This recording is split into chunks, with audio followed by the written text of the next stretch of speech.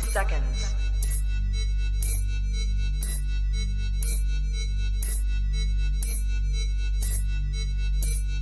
T-minus 20 seconds.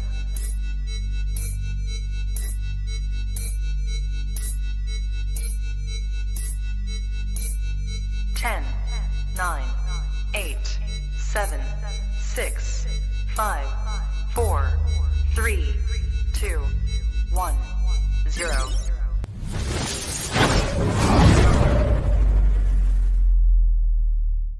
Hi, this is Wentworth Miller. You're listening to the Flash Podcast.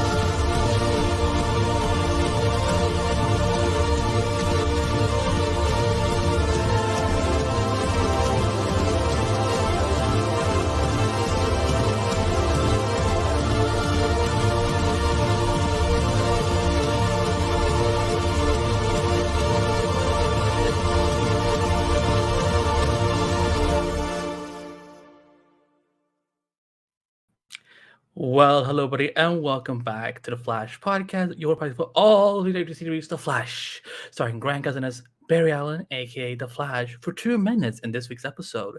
I'm your host, Andy B, as always, and joining me, they're actually here together, Toddy and Lacy. Like, they're actually, because last week, we had Toddy, and then the week before that, we had only Lacy, but they're actually back. And we had to eat breeze to do it. It's our new goddess powers. Don't. We're not there yet, Lacy. We're not there yet, Lacy. We will be there soon. Keon Corner is going to be lit, y'all. That's one way to put it. But so Breeze is actually on. She's on vacay, which she absolutely deserves, and we hope she's having a great time. And we will try to talk about Baby Jenna if there's not that this show talking about Baby Jenna anyway. But we are joined by a very special guest tonight, as one of my earliest friends in the Flash fandom, who is she's an extraordinary woman, an amazing podcaster who somehow spent 4 hours with me on her podcast talking about one of the greatest television shows ever made, called Shameless. It's my honor to welcome Miss Jocelyn to the Flash Podcast. Jocelyn, how are you doing tonight? I am doing well. I am so freaking excited to be here, Andy, and it was a delight to talk to you for 4 hours about Shameless and one of the best ships ever, Galovich Forever. Galovich Forever.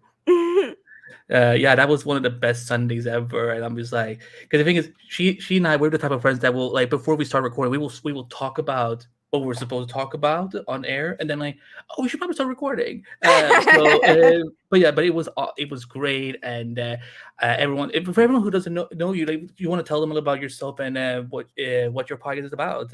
I'm gonna need more wine. Yes, so the podcast is called I'm Gonna Need More Wine, and basically what I do is I just have a ton of friends, including Andy, who are very gracious with their time, who agreed to come on the podcast with me. Usually I'm doing the more wine part of the podcast brand. I usually sip on wine. My guests sip on whatever it is that they want to sip on.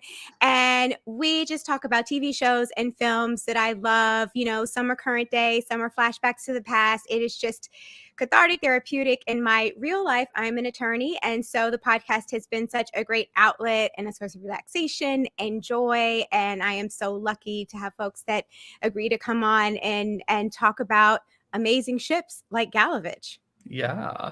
And the word attorney, attorney is, the thing that Cecile pretends to be but never does. So. Nope, I don't know. Oh my goodness, that is a horrible comparison. I can't believe you insult Jocelyn's profession. I don't know her.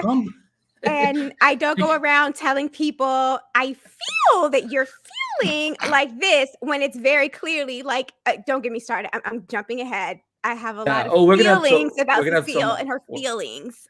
We're gonna have so much fun. We're gonna have so much fun with that. To everyone in Elijah, hello, who's watching on Facebook, on YouTube right now. Because even Breeze and even Toddy and Lazy were asking this in the private chat. Yes, that was new music for the countdown, because apparently YouTube had been getting claims on that every week. So I'm like, you know what? I'm not gonna entertain this. So we got to, we're using one of Mike Schmidt's amazing themes. It's actually the countdown score we used for DC Fandom a few years ago. So just everyone knows that you're not missing anything. This is new music because YouTube is YouTube. You should have gaslit everyone and been like, no, it's exactly the same. What are you talking about? No, I'm not nasty white man. But what I'm we're starting off very punchy on this one. Wow. Yeah, so news, the writer strike is always still going on, and there's been a lot of there's still picketing outside the studios and everything. I guess the only news we can talk about is the the destruction of the CW because y'all. So the Walker got renewed. Walker Independence did not, and then earlier today, the Winchesters and Kung Fu were cancelled. Now there's 3 shows left that we haven't heard about: Super Lois, Gotham Knights, and what is the third one? All American Homecoming. There we go. See, I'm not that old yet. I can't remember. But Jocelyn, have you been following the disassembling of the CW since last year? So not very closely. I saw a little bit about it today. I didn't realize like how many cancellations had taken place. So what is it? What's the end game? Maybe I guess that's what I don't think I quite understand, because I saw a description of what they're saying the end game is supposed to be, but it's still not clear to me because it just literally feels like everything's got to go. Like we're just, I don't understand what the CW's new identity is supposed to be when this is all said and done. I think it's shows that cost $5 in a dream. Yeah, that was kind of the vibe I got. Appears to be the brand. Yeah, so I was like, are they going to go the way of like reality shows, because those tend to be, cheaper to produce? I think it's going to be a lot of, or at least for the foreseeable and probably like a while, is going to be a lot of reality and a lot of shows that like they just import from, like a lot of Canadian shows or like Australian shows or something that they can just like pay for and not have to make. Like, I don't think they're greenlighting anything. No pilots.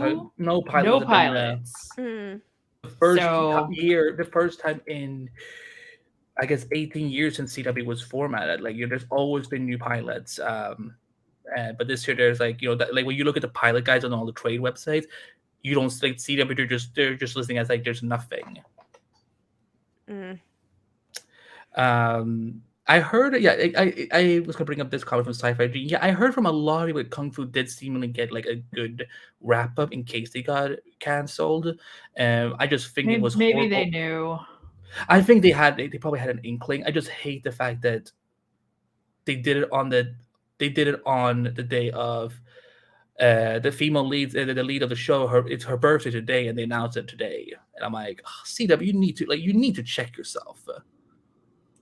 Like, that's just nasty. I know a lot of you are wondering now, because the rumbling is that there's at least 1 or 2 more shows getting picked up, but it could also be that that doesn't happen at all. We have 3 shows left: Gotham Knights, Super Lois, and All American Homecoming.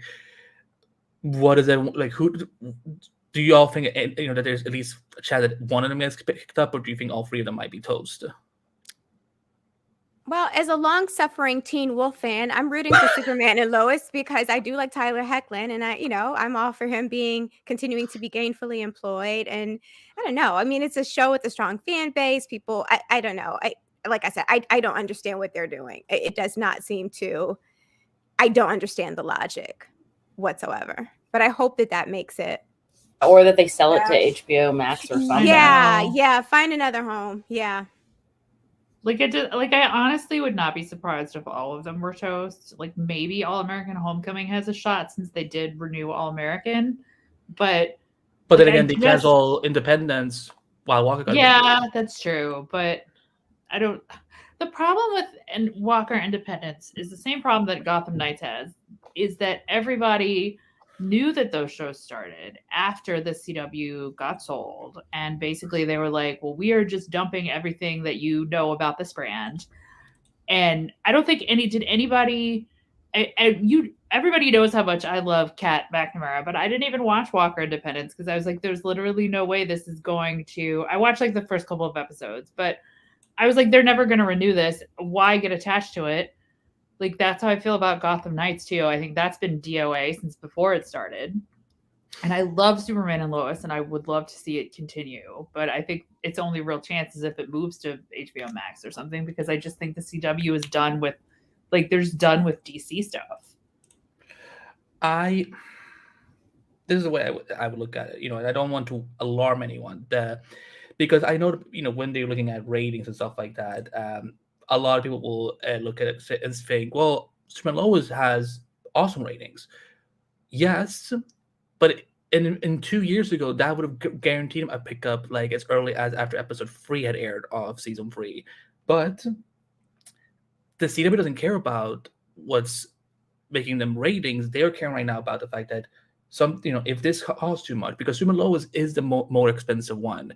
You look at the show every week, like they have a gangbuster budget it's insane. I don't know, because I don't even think The Flash had that much money even in season 3.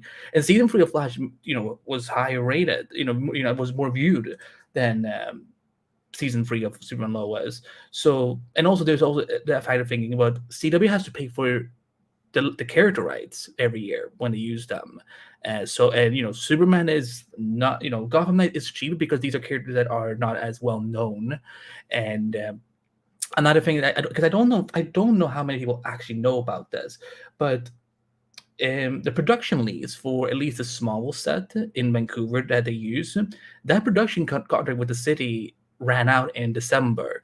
And because that's public records, people can, they can easily inquire and find out if it has been extended or not. And right now, as far as I've seen, we have heard nothing about that.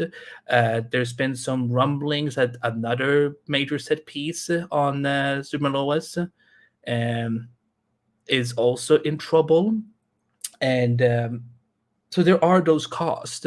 And so that's why I'm like, it wouldn't shock me Superman Lois bites the dust. And because I don't know if HBO Max is necessarily going to pick it up, because are they going to want, again, because that's more so much as where David Zaslav, fiddles around. It's gonna be like, I don't want to have to pay this much money, because tax write-downs, hashtag, whatever. I bet he's one of those people who would probably put hashtag at the end of the sentence instead of in front of the word. But Homecoming is the one that makes more sense to me, because it does really well for the CW. 2, it's apparently one of the most viewed shows on Netflix, which is why apparently All American is like a major hit on Netflix.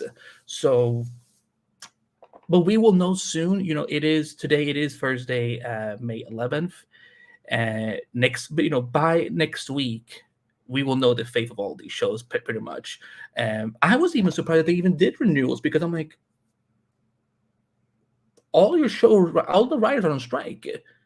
You're picking up Walker for 13 episodes, but when are you actually going to film them? Like, when are you actually going to be able to write them, because the strike is still going on? So I don't know what that says about the CW in terms of like they're just assuming, oh well, things will be fine. They will come back, and so let's just renew. I don't know how that works industry wise.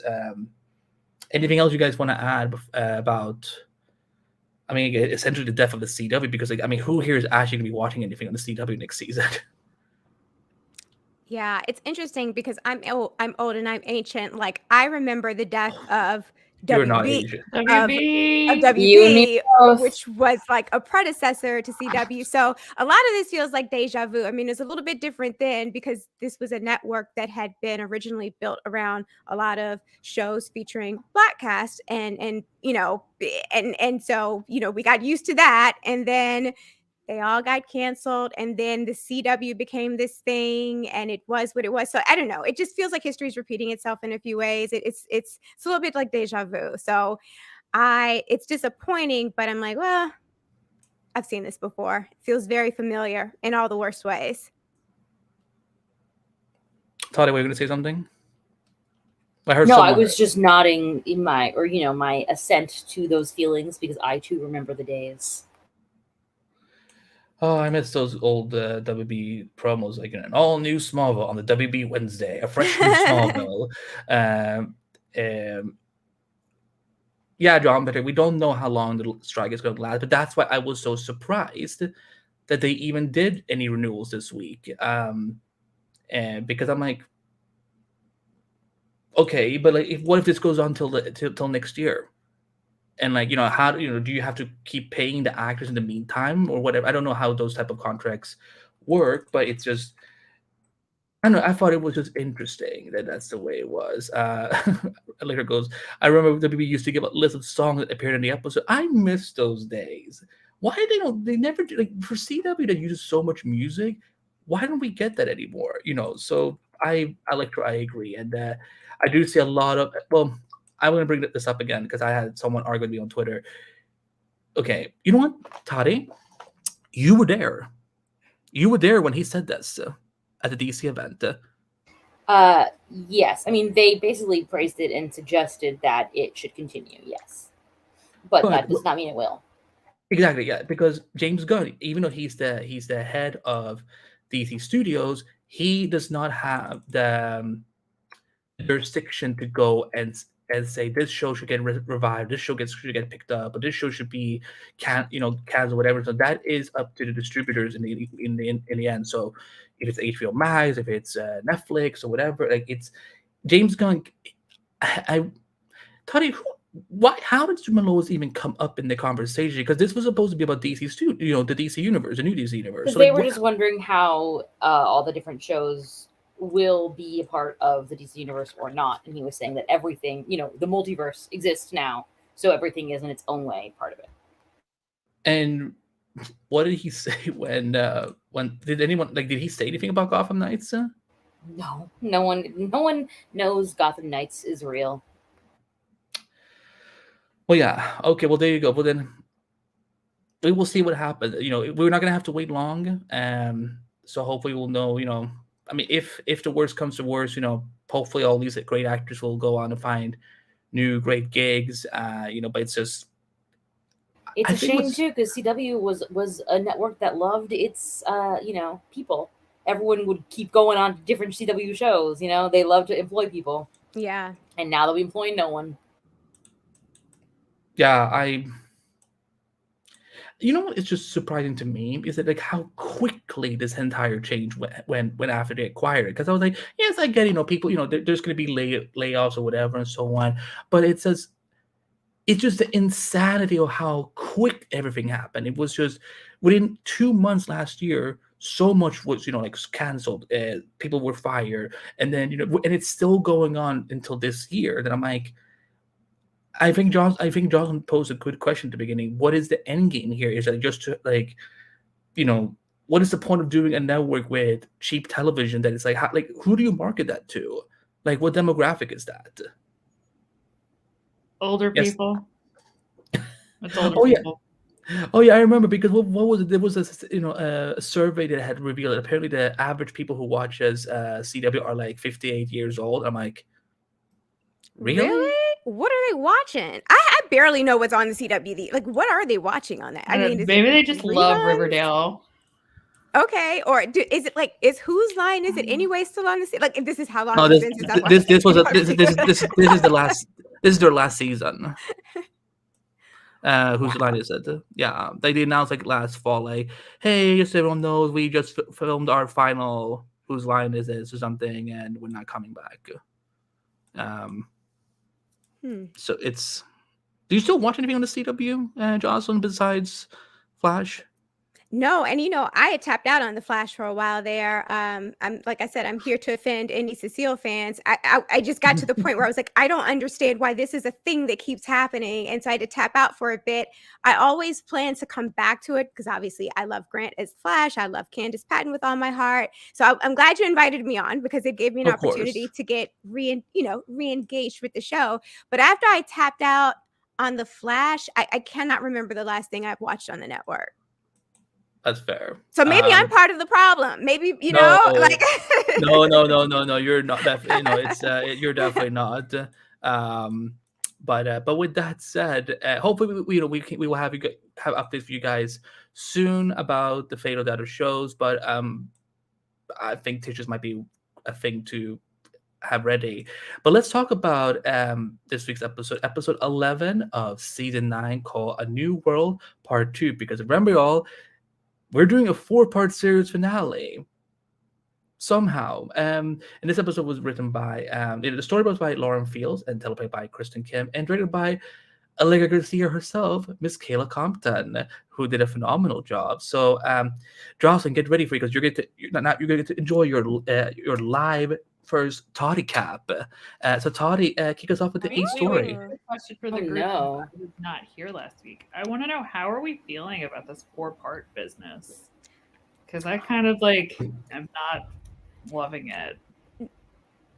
I don't see a reason for it. I'll give you that much. I don't know why it's called 4 parts. Like, couldn't it just be 4 episodes? And this 4 episodes happen to be a story that go together? I think the reason Eric did this, again, this, if we could talk to him by the end of the season, hopefully he can explain more about it. But because I'm almost guessing this point, because they're not focusing on anything else, they're just focusing on this new threat, and so they kind of, maybe that's why, maybe they just thought it would be easier to just label it that way, so that people know, like, okay, this is like, every episode is every episode that is airing now is all part of the same story, and we are, and also maybe like it wouldn't have shocked me if maybe like they saw that some of the interlude episodes wasn't all so well received, and then they're like, maybe there were other titles in the show, and then like, no, we need to make people know that this is a graphic novel. So it works for me, but I'm like, I also like it'll be easy to kind of talk about it once we get to episode 13, because there could be things in 12 and 13 that makes total sense of why this had to be a 4-parter. But it's still funny that people are like, wait, does this mean that the series will air like for 4 hours? I'm just like, yeah, maybe that's something that you should have clarified that. Maybe I'm imagining a 4-hour series finale and walking into the sea in my head. I'm sorry. Could not handle. I wouldn't be surprised if you're right, Andy, because I would argue that that's always been the case with the comic book arcs, that there's not really anything else going on, and then the interludes are the only time that something else is going on. So I feel like maybe they did name it the 4 parts just so people know it's not an interlude. I don't know. But anyway, I love that you titled part A, Mark is back, because the show thinks we care for some reason, because I literally could not tell you why Mark is back. No idea. In that scene, and I was like, oh, Mark is here? Who did someone call Mark? I'm guessing that Keon called Mark, but I literally don't remember. I'm sure they said something. But no, Cecile had his number, which I thought was the wildest. Okay. Yes. Cecile had his number. I'm sure she felt that Keon wanted to see Mark, and then she probably felt from the molecules that Barry left behind what Mark's number was. But anyway, here comes Mark to help save the day by getting taken over by the blue cobalt crystals and yelling at Keon that she is an abomination for saving people's lives and generally killing the vibe. However, he did get turned to dirt and then get turned back into a dirty human in order to show us that Keon is essentially Jesus. She's a plant Jesus. I don't know, but apparently she, through Mark, we discover that Keon is the all element goddess. She's the goddess of Earth, but also all things, not just Earth. Show hates me so. It hates me so much. Just actively dislikes me. I don't know. So, yay! I'm trying to think what else happened. Okay, so what else is included in this A plot? They go. This is one of those things where it's we try to have plot separated discussions, but it's all kind of the same plot. I was just really pissed that Mark was back, so I wanted to let you be. And I support you. I support you in that, because I too was pissed. I had a rage blackout, and that is why I can't remember why he is back. But he does visit Iris's office, which did give us the opportunity to see her at work and see Taylor now be yelling about her safety. I guess Taylor just really yells about things all the time. Because I was like, why does Taylor sound so mad at Iris? Because she's this show's Karen. Wait, when does Taylor become cool? Right. I mean, because she found out about Allegra. I think that's it. She found out Allegra, who knew the Flash, I guess, and she's like, oh, okay, never mind. I guess, I was an asshole, which is true. But now she's channeled that asshole energy and just sharply speaking all her lines. So she was doing that.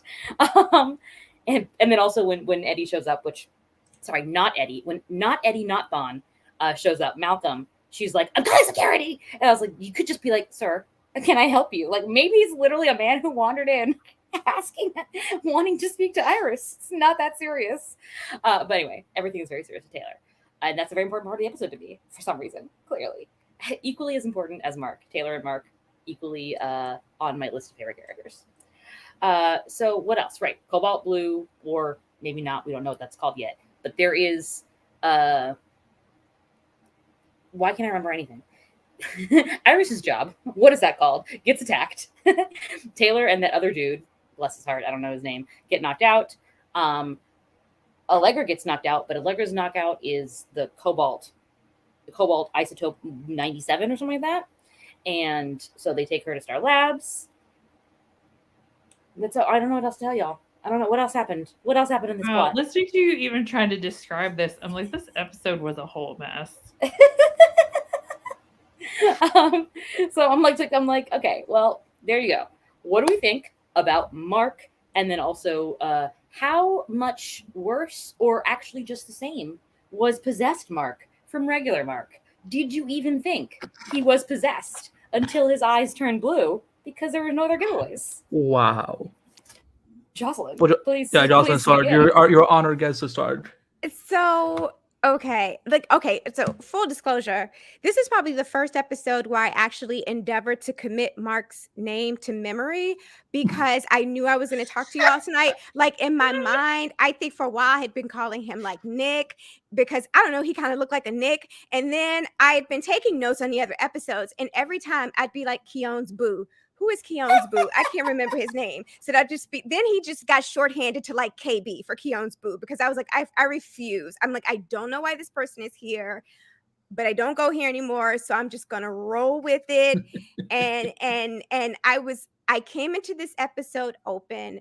But to go back to what we touched upon before, where they really lost me is so he just randomly strolls in, and then there is this weird ass connection to Cecile. And I'm like, why is this a thing? And I'm sitting here like looking back through my notes, like, have I even seen these two characters interact like for more than like 30 seconds or in casual passing? And I don't know, in like part of me is like, I know he wasn't possessed then, but honestly, him being possessed while he was connecting with Cecile would make way more sense than him just for whatever reason bonding with Cecile. Like, I just do not understand. Who is it that like thought about Cecile and said, wow, this is a thing that we need more of? Like, I just don't understand. So I'm sorry to like belabor that, but I just got to warn everybody. I got a lot of thoughts about Cecile because there are a few other things with her in this episode, and I'm just like,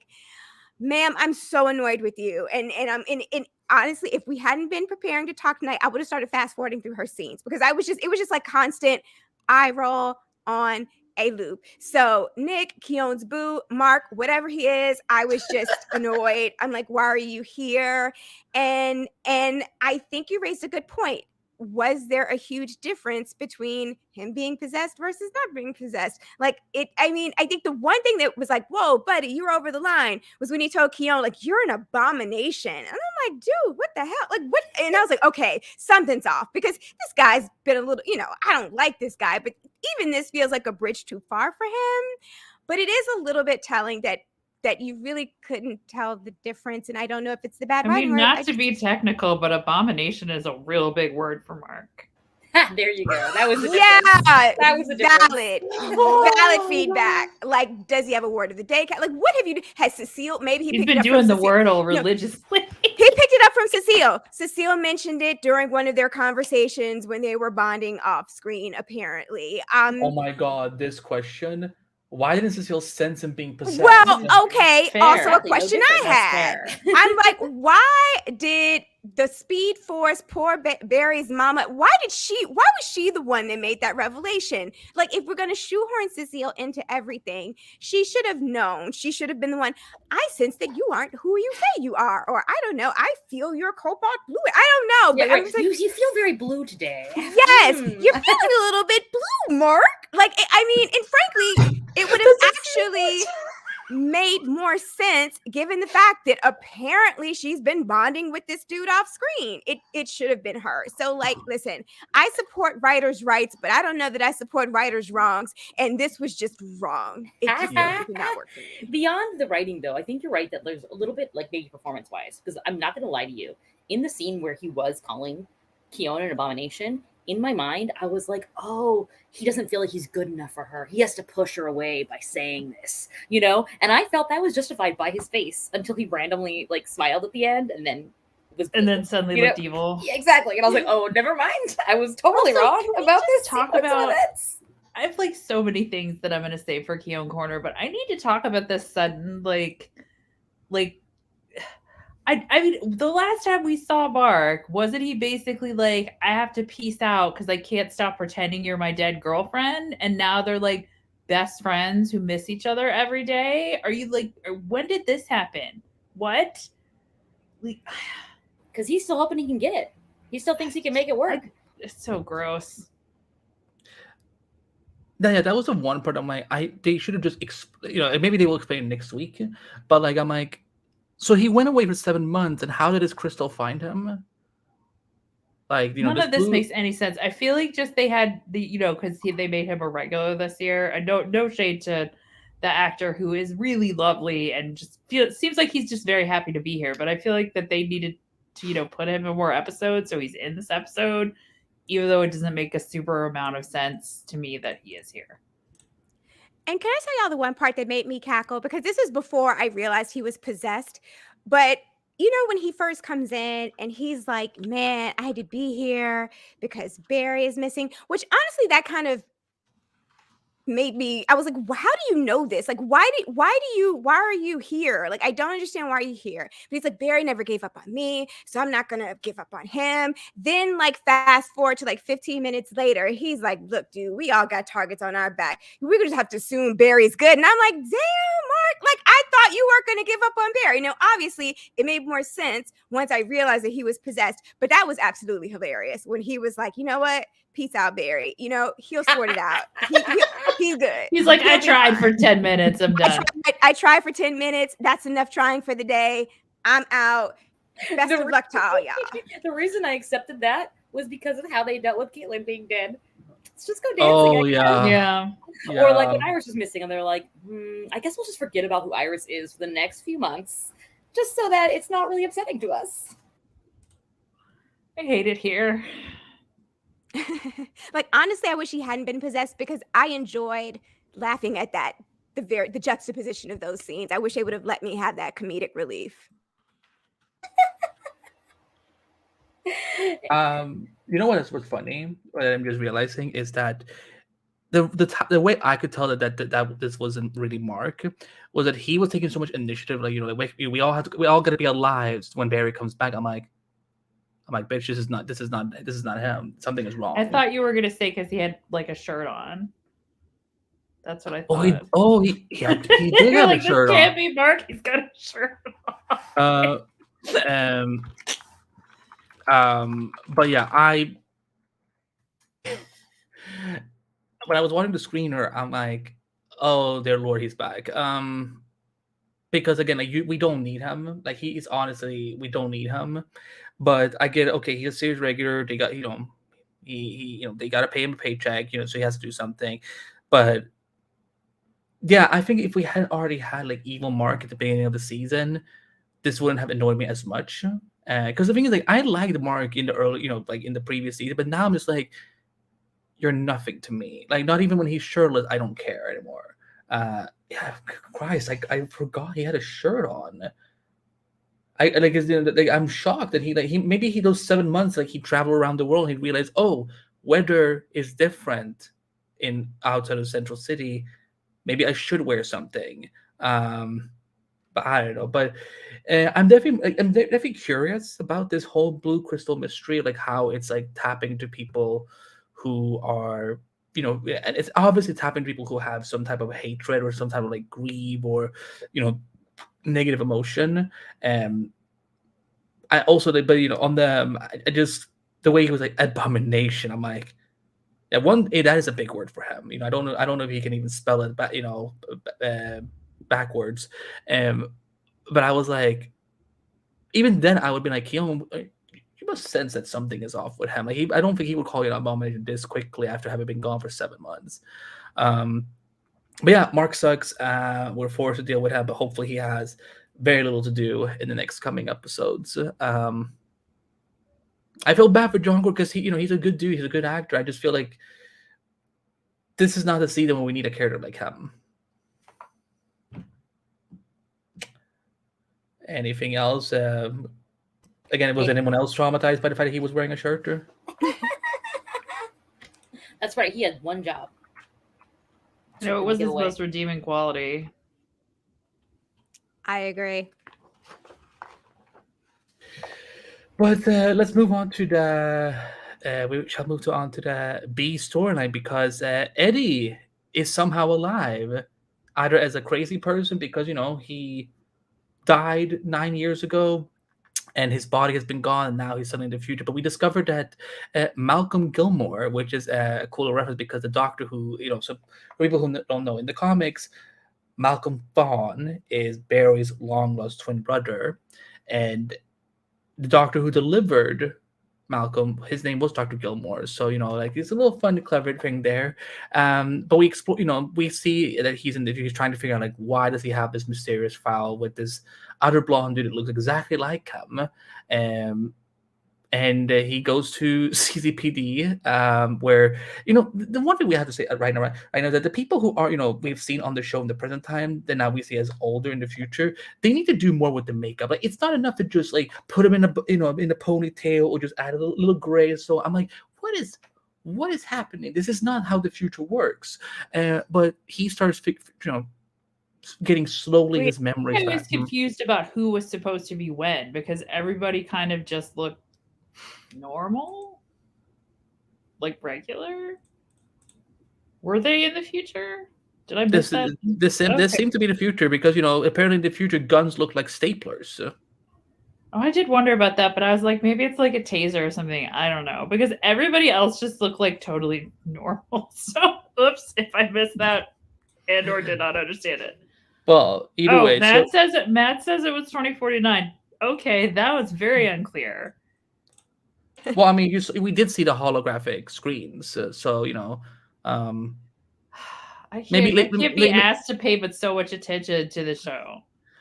I mean, you can be asked to do that because it's we're getting to the end. It's only 3 more weeks, so you can do. I believe in you. But fast forward towards the end of the episode, he goes to. Nobody has aged in 26 years. It's true. It's what's that movie where the girl is really ugly until she stops wearing a ponytail? It's like that. The Princess Diary? Wait. Which one are you talking? Wait, what movie are you talking about? No, what is it? Oh, She's All That. That's what it is. She's no, she's this so unattractive. She just has a ponytail and glasses. But then when she gets contacts, suddenly she's beautiful. But she's exactly the same. But anyway, so towards the end, he decides to do the most sane thing that anyone would do, which is go dig up Eddie Fawn's grave. That must be that. I wonder what neighborhood that cemetery is that nobody in around him heard anything. It was like, hey, you probably shouldn't be. I just have now that I realize that that's supposed to be well into the future. I'm like, what did you think is going to be in there, my man? Wouldn't his body have decayed in 50 years? Well, maybe that was what he was trying to say. Is there actually anything there, or is it completely empty? But let me just. I'm just going to finish. Oh, sorry. Yeah. Clearly, I just did not. I did not watch critically or closely, or really barely, but still. So he gets his memories back, and he realizes that he is not Malcolm Gilmore. He is actually Eddie Fawn, and now he must determine what's next for him because he is not happy.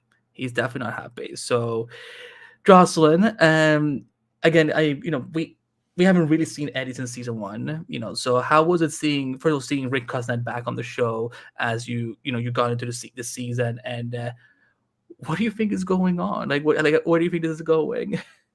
So I love Rick Cosnett. I do. And I was reminded of that when from the top of the episode, and I was like, yes, I was very excited. I did not know that he was coming back for this episode. So that was a delightful surprise. I think he's dreamy. I love his gravelly voice. So I'm gonna be, after when I watched this the first time, I think I had like the Rick Cosnett like hard eyes filter.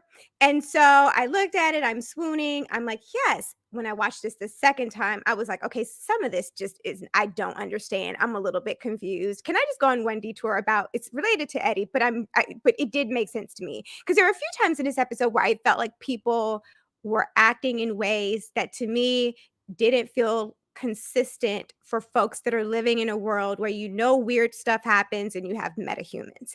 So it started with Taylor and that dude whose name I don't know, when they were freaked out after Keon brought them back, and they're just so like hysterical and aggressive, and I'm like, she saved your lives, but they're like, what are you? It's like you live in a universe with meta. I don't understand why you're so shocked that maybe something out of the ordinary happened and it happened to you. But then it happens again in this Eddie thing with the police chief, because she always seemed to be caught up on the wrong details to me. Like, why did you have this report? Why do you know these things? Ma'am, shouldn't you be a little bit more concerned that this dude is here that looks just like the dude that you knew, that is dead? Like, why are you not freaking out more about that? Like, why are we spending so much time talking about how did you get here? Why do you have the report? I think you need to be focused on the fact that either this dude's a doppelganger or something is amiss. And like I said, you are living in a world with metahumans. So I would feel like you would be she was operating with suspicion, but it never felt like suspicion focused on the right pieces. And that became very distracting for me when I rewatched it. Where is this going? I don't know. Another petty dude from the Thawne family line who is fueled by Petty and Barry's trauma is what I assume we're getting here. We have Sassy Thawne, which is what I like to call Matt, is it Lachey's a version of, Thawne. He's amazing. I love him, but he's always very sassy. Then you have Surly Thawne, who is portrayed by Tom Cavanaugh. Now we have another entry into the Thawne family and their long lineage and history of hating Barry for whatever reasons. And it seems like this is the final chapter. This is the Thawne's last stand, and it all falls on Eddie, Malcolm, whoever this man is. It feels like we're getting another grudge that's going to be hashed out over the course of this show as it comes to an end. And I mean, I don't know. It feels a little bit familiar in ways that I don't exactly appreciate. I'm like, this is how we're going to do this. But again, I like Rick Cosnett and I like having him back. So, I think at least we get to enjoy him regardless of where it goes. But that's my best guess based on what I saw, is that we're about to watch another Thawne family grudge play out. And it's going to be more trauma for Barry, a whole lot of petty, and probably some things that make absolutely no sense. Toddy, how your feels about Dr. Gilmore already, whatever? Yeah, I mean, it definitely is not playing out the way that I had expected it to. And like I'm like unclear on where we are in the timeline. Like the lady cop that was the captain when Malcolm went in to talk at the police station, I was like, who is this woman? How is she? Like, why is she? Why couldn't we have gotten someone that No, we have I will so do one big better. connection to? I will do one better. How is she? That's Yeah. No, so I thought sorry, it was as a like so reference. strange, like the way that they just kind of like ran with this dynamic, and her being like, oh yeah, I knew Eddie, and when I was like 12 and he was so nice to me on my first day on the job or whatever. And I was like, I don't know you. This is a very strange that we are like running with this particular thread. So I don't know. I mean, but you do know who she is, though, right? No, I don't know who she is. She's that one officer we always see. But she's like not relevant to like that's what I was like saying. Like we haven't done enough with the cops, with the precinct, for anything to really resonate. You know what I mean? Like unless it's Singh or Joe, and then I mean I guess you could make an argument for Kramer, although I think she literally just showed up one day, so she doesn't have any connection either. There's not a sense of continuity there. So I was also just like, where does this place me? Like, it doesn't get me any closer to where Malcolm is in proximity to, like, could he find Iris? You know what I mean? Who knows who and why? But anyway, so that part I didn't like. I did think the scene where he was like digging up his, like, Eddie's grave and then it was empty was like crazy. Like, I was like, oh, the tension here is great, and Rick did a great job with that. And I was very concerned for the random lady whose name I cannot remember. So, so that part was just cool. so everyone in the chat also knows it's Officer Corber. Daisy, you can call it Daisy Corber if you want that. Daisy. Oh wow. All right, Daisy. So I was very concerned for Daisy. I thought she was gonna get plucked. So anyway, other than that, I feel like a more straightforward approach, assuming again that he is going to somehow be involved with Cobalt Blue or with the Thawne family drama. Like, I would just be happy to, meet a Malcolm Thawne and understand what his grudge is against Barry Allen and the West Allen household. And that would be fine. Having him be like someone who does not know anything and is totally disconnected until Eddie's file is like plopped in front of him and now he has Eddie's memories seems very literally, obviously it is forced because obviously someone is forcing it. So like, I understand that, but I feel like we could have done this much more naturally in a way that is more similar to the comics. And that is doing like the comics, I think would be, like doing the whole idea of like, oh, by the way, she, Eddie was, suddenly we learn that, oh, this Nora actually had twins and, he was gone for all these years or whatnot. Like, I feel like it was just never built into the show's DNA. But I will give my thoughts on that later. Lacy, what were your thoughts on Eddie digging his own grave and going through the future that you clearly didn't know was the future? Clearly did not realize was the future, which to me says that there is a slight problem with the storytelling here. But like, I don't know. I'll be positive first and then I'll be negative. I love Eddie. Like, I love that character. I thought his death was one of the few times that the Flash really like did a death that really felt meaningful, that felt like it mattered more than just like, the being the end to a story. And so I'm really glad to see him back. I don't really understand what's happening. I think my problem is that the pacing for this is just really wild. Like, this season has had a lot of pacing problems in a lot of different ways, but the pacing of the story is so weird to me. And I get because they wanted to do the first episode of this 4-parter, like just Barry back in time doing Barry things. And this is what's happening while Barry's back there doing Barry things. But because they both have to get to the same place for the third of the fourth episodes to happen, I feel like a lot of this episode is really draggy. Like, there's just a lot of time spent on Eddie / Malcolm / whoever being dumb or being like not proactive or being like, I don't know. I feel like I didn't need multiple scenes of him being like, I could be this dead guy. Like, it feels like it wasted a lot of time. And once again, we've talked about this a lot this season, that something like nobody thought about how to like condense these stories into ways that felt propulsive or felt like they were moving towards something. Like, a lot of this for me felt like it was treading water to get to him digging up the grave at the end. I will say that whole sequence was awesome. It looked great. Props to Kayla Compton for that direction. It felt like a horror movie. I thought it looked really cool. I just like cannot believe we took the whole episode to get to that.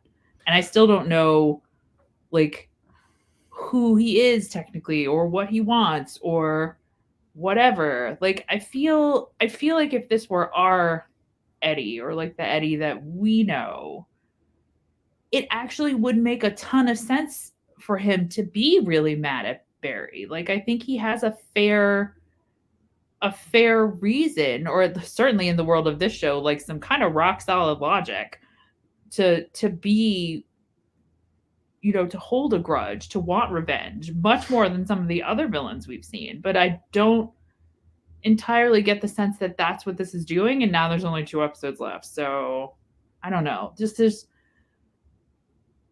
the pacing of this season has just been a problem, and I think it's doing a lot of things a disservice. But I do love Eddie, and I'm glad to see him again. He's dreamy. He is very dreamy. And as Toddy always says, at least he's getting a paycheck. At least he's We do getting a love that for him. paycheck. He needs more of those, and we support him. This is the part where I'm sure some people who will be watching it will be like, oh, there we go, Andy's chilling for the show again. But at this point, like, fuck off. I don't care. I agree that this should have been a longer storyline. I think there should have been more than four episodes. But the thing is, I see Electra, I'm going to address as there was no need for the interlude episodes. I agree. Tell it to Warner Brothers and CW, because in the middle of the season, because it's starting now coming out more publicly now a little bit. If you know where you look, if you know where to look, they had their budget trimmed in the middle of the season. Which doesn't surprise me at all, because this is coming during the era of Warner Bros. Discovery doing all these cancellations and axing, whatever, and so on. Now we can comment on they do good stories in those interludes in order to save money back for the second half of the season. We know episode 6 was horrible. 7 was great with Nia, but like the rest of it, Iris and Nia, but the rest of it was obviously not the most enjoyable thing to watch. 8 was just, the only things that I watched from that episode is just the West Island scenes. And then, of course, 9 was the best. 9 was the best interlude of the whole season, with Wally and Oliver and Diego coming back. And so the whole idea with interlude is that I don't think the writers, like, this is not necessarily something like, let's just do interludes because we want to. It is because they have to save money for later episodes, because the VFX on the show is insane. Like, if you go back and look at those 4 first interludes, pay attention to how little special effects we see. All we see was mostly, like someone like Becky, even though I hate her, Becky is a character with powers who you don't need to visually see through CGI or VFX. You can do practical effects. That's why, again, I don't think this show, I think the show is aware that this is the final season. We can't waste time. But when you get told, oh, by the way, most of your money is now gone, they have to figure out things so that they can actually map out a good second graphic novel. So, like, in my perfect world, I think this season should have been 12 episodes with 2 graphic novels, each 6 episodes. Lacy, I'm sorry, what did you want to say? I was just going to say that I totally get it, and I hear you, and I understand that all these things are just pretty shitty, and none of us wanted that for the show. But to play devil's advocate for a second, those are still choices.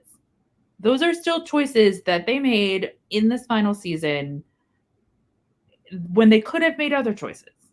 Like, I don't know, could we have had a whole episode about Malcolm or whatever? Could that have been an interlude? I agree. Like, these are still choices. They still decided that even if their budget got cut, it was more important to have Bloodwork show up in episode 9 than to really flesh out, like, then I'm not even going to offer an alternative choice. They decided that was a priority versus literally like anything else. And I loved that episode, so I'm not mad that they did it. But like, these are choices. And I think that there's a level where you have to, I don't know. I don't think that we can or should necessarily make excuses for those choices. They are choices that they made, and either like they stand by them or they don't. Yeah, here's what I'm saying. I think it's one thing of being forced to work with limited resources. Again, the writing itself, I can agree that there's been a lot of messy writing this season, especially with those interludes.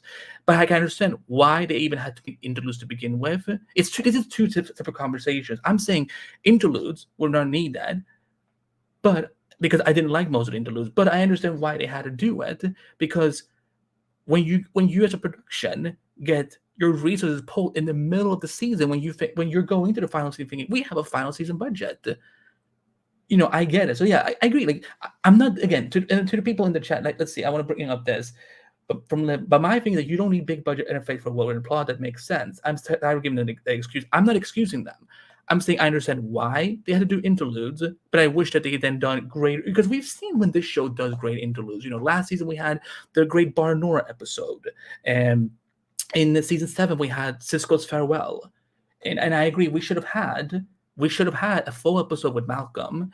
But again, this episode needed to focus on what was Team Flash up to, and there's probably contractual reason for, like, hey, these are series regulars, they have we have to be featured. Again, give us good writing then, because nobody wants to see Mark being useless. Maybe, Nobody wants. maybe my question is, and I'm sorry to interrupt you, but I just wanted to say this before I forgot. Maybe my question is that why did we have to see what Team Flash was doing? Or if we did have to see what Team Flash was doing, like, this is really the best we got? I Like, agree. I don't know. It's just really like I was really disappointed by this episode, I think, and I'm tired. I'm tired of being disappointed. I get it. What do you want to say, Jocelyn? I just want to tell Fangirl 2019 that they're not alone. You can give me more Wally all day, every day. You are not I don't know, we may be in the minority, but I am with you. Solidarity. I love Wallace West with my entire heart. So I love that episode, but I would have liked more Wally. I understand for nostalgia purposes why we had the Oliver of it all, but I'm like, he had his run. We could have really made this more, tethered to the characters that are on this show. But so just wanted to chime in on that because I saw a Wally lover in the chat. Yes, no, I mean, we love Wally, and I agree, we should have had more Wally, absolutely. But no, I get, like I said, I get the frustration and anything. I can also understand why people were upset about the lack of Barry.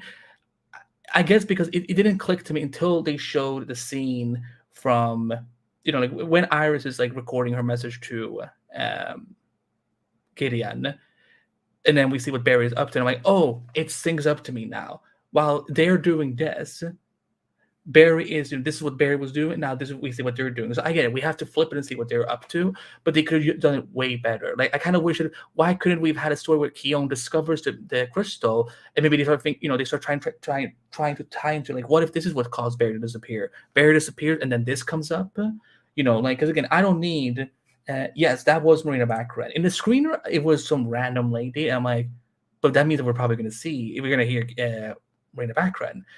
So that was great to actually hear her again, because I think this is the first thing we've seen her at all.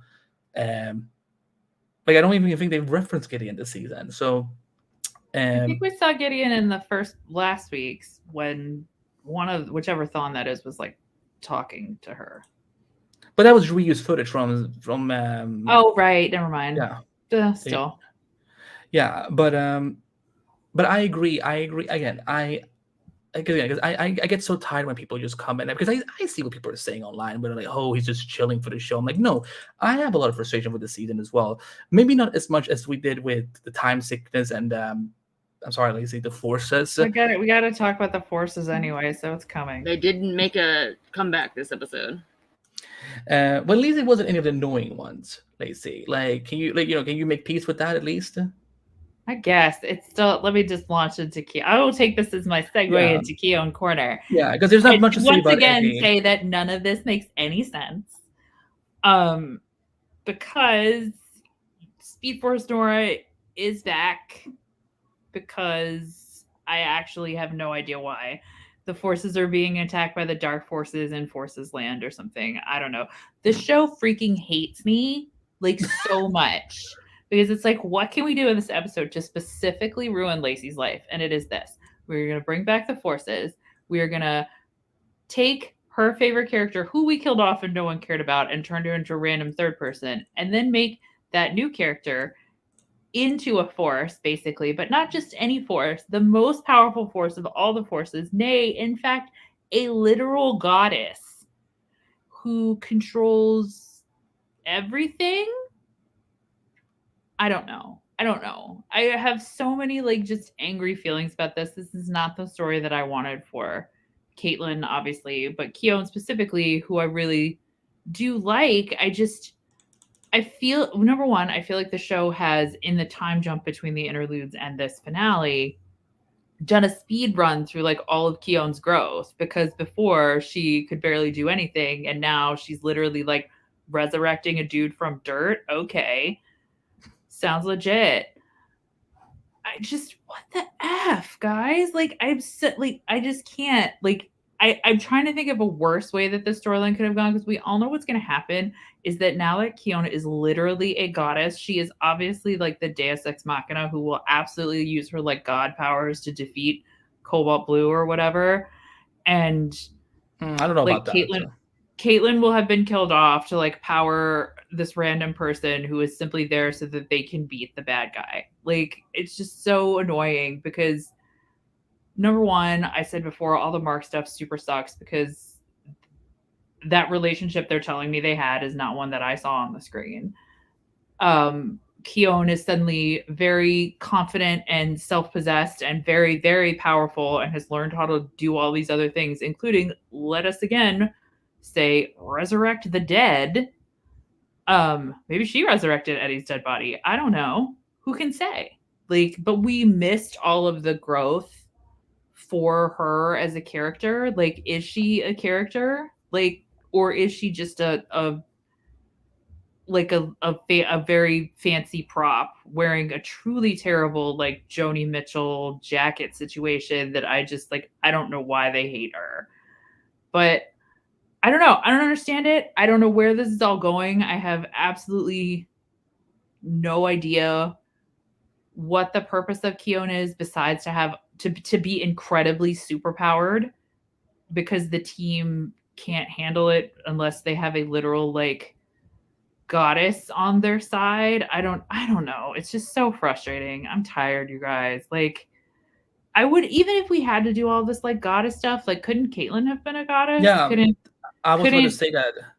Like, couldn't we have actually gotten to know Keon in some way beyond like, oh, well, it's been 7 months and now she can be a human hurricane and resurrect the dead? But like, I don't know, guys. The Keon Corner is a sad, desolate place, and they forced me to think about the forces again. So this is not a winner for me.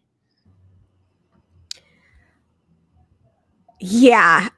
Okay. So I have a lot of. I feel bad because I'm just gonna warn, maybe this is where I get to offend people again, because I'm gonna tell you this isn't gonna be a compliment sandwich. This is just gonna really be a lot of grievances. This is going to be more so a Festivus airing of grievances about this. I've had a problem with Keon all season, and it's not Keon, it's not the character, but I don't understand why this character has been relegated to the island of exposition. It's like everything that we learn about her, it is always the most ridiculous exposition. It's like someone's going to tell it to us. We don't get to see it. And I think that part of it obviously goes to your point, Andy, about budget cuts. So we don't get to see her developing her superpowers. But to Lacy's point, I still don't fully buy into that, because there were choices that were made that make no sense to me. So to take it back to a few episodes ago, I was so frustrated in the episode where we learned that Keon is going to meet with Caitlyn's mother. Oh boy. And who's also not terribly sad that her daughter is dead. Let's just right. Because she keeps getting these replacements, so clearly she keeps on trucking through the grief, I guess, via that. But but that seems pretty like significant and meaningful. And those were scenes that you could have explored without having to break the budget.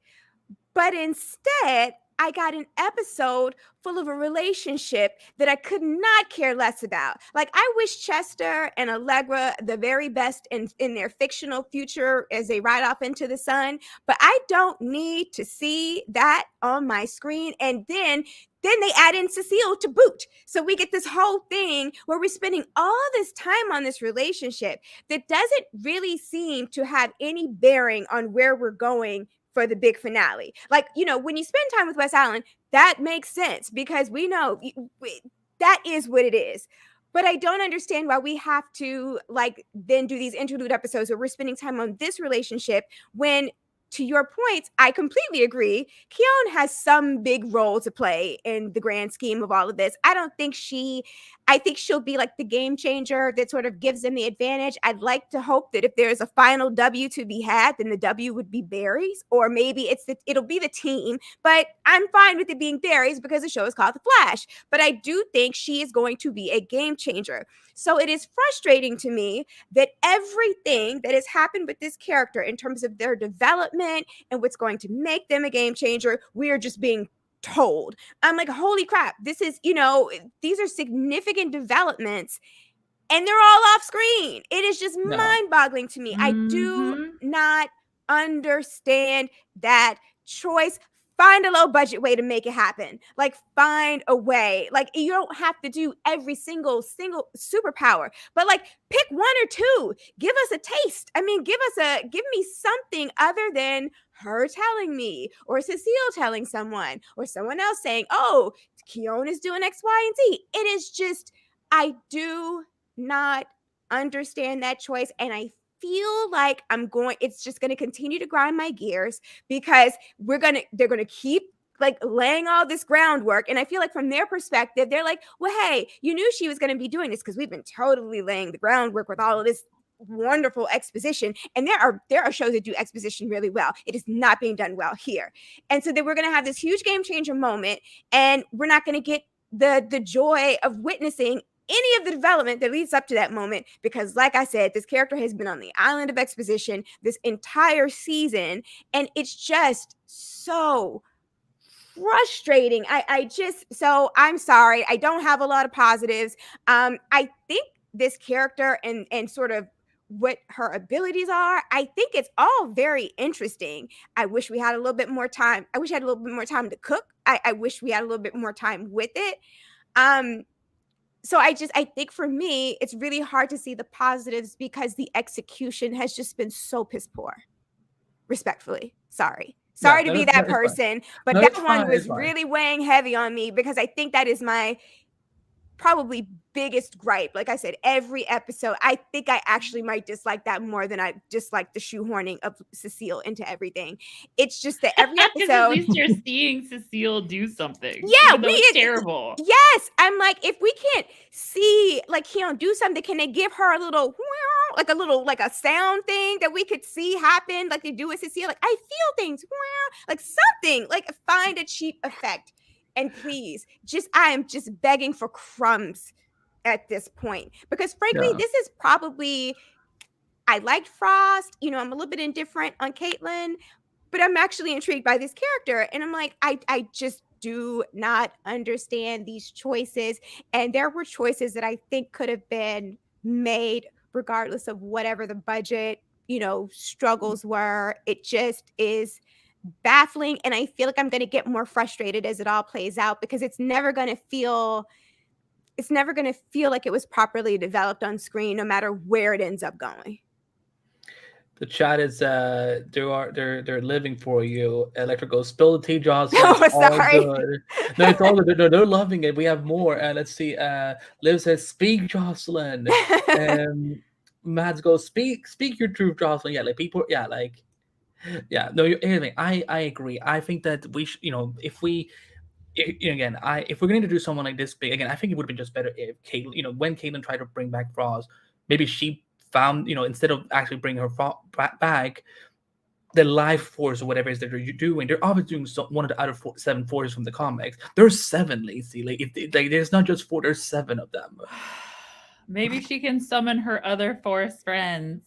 And they can Care Bear stare Cobalt Blue away. Oh my god! But what I was going to say was that why couldn't Caitlyn have gotten a connection to the Life Force, for example? Right. That would have made way more sense than introducing, a character that is essentially, she's a newborn. This character is 9 months old.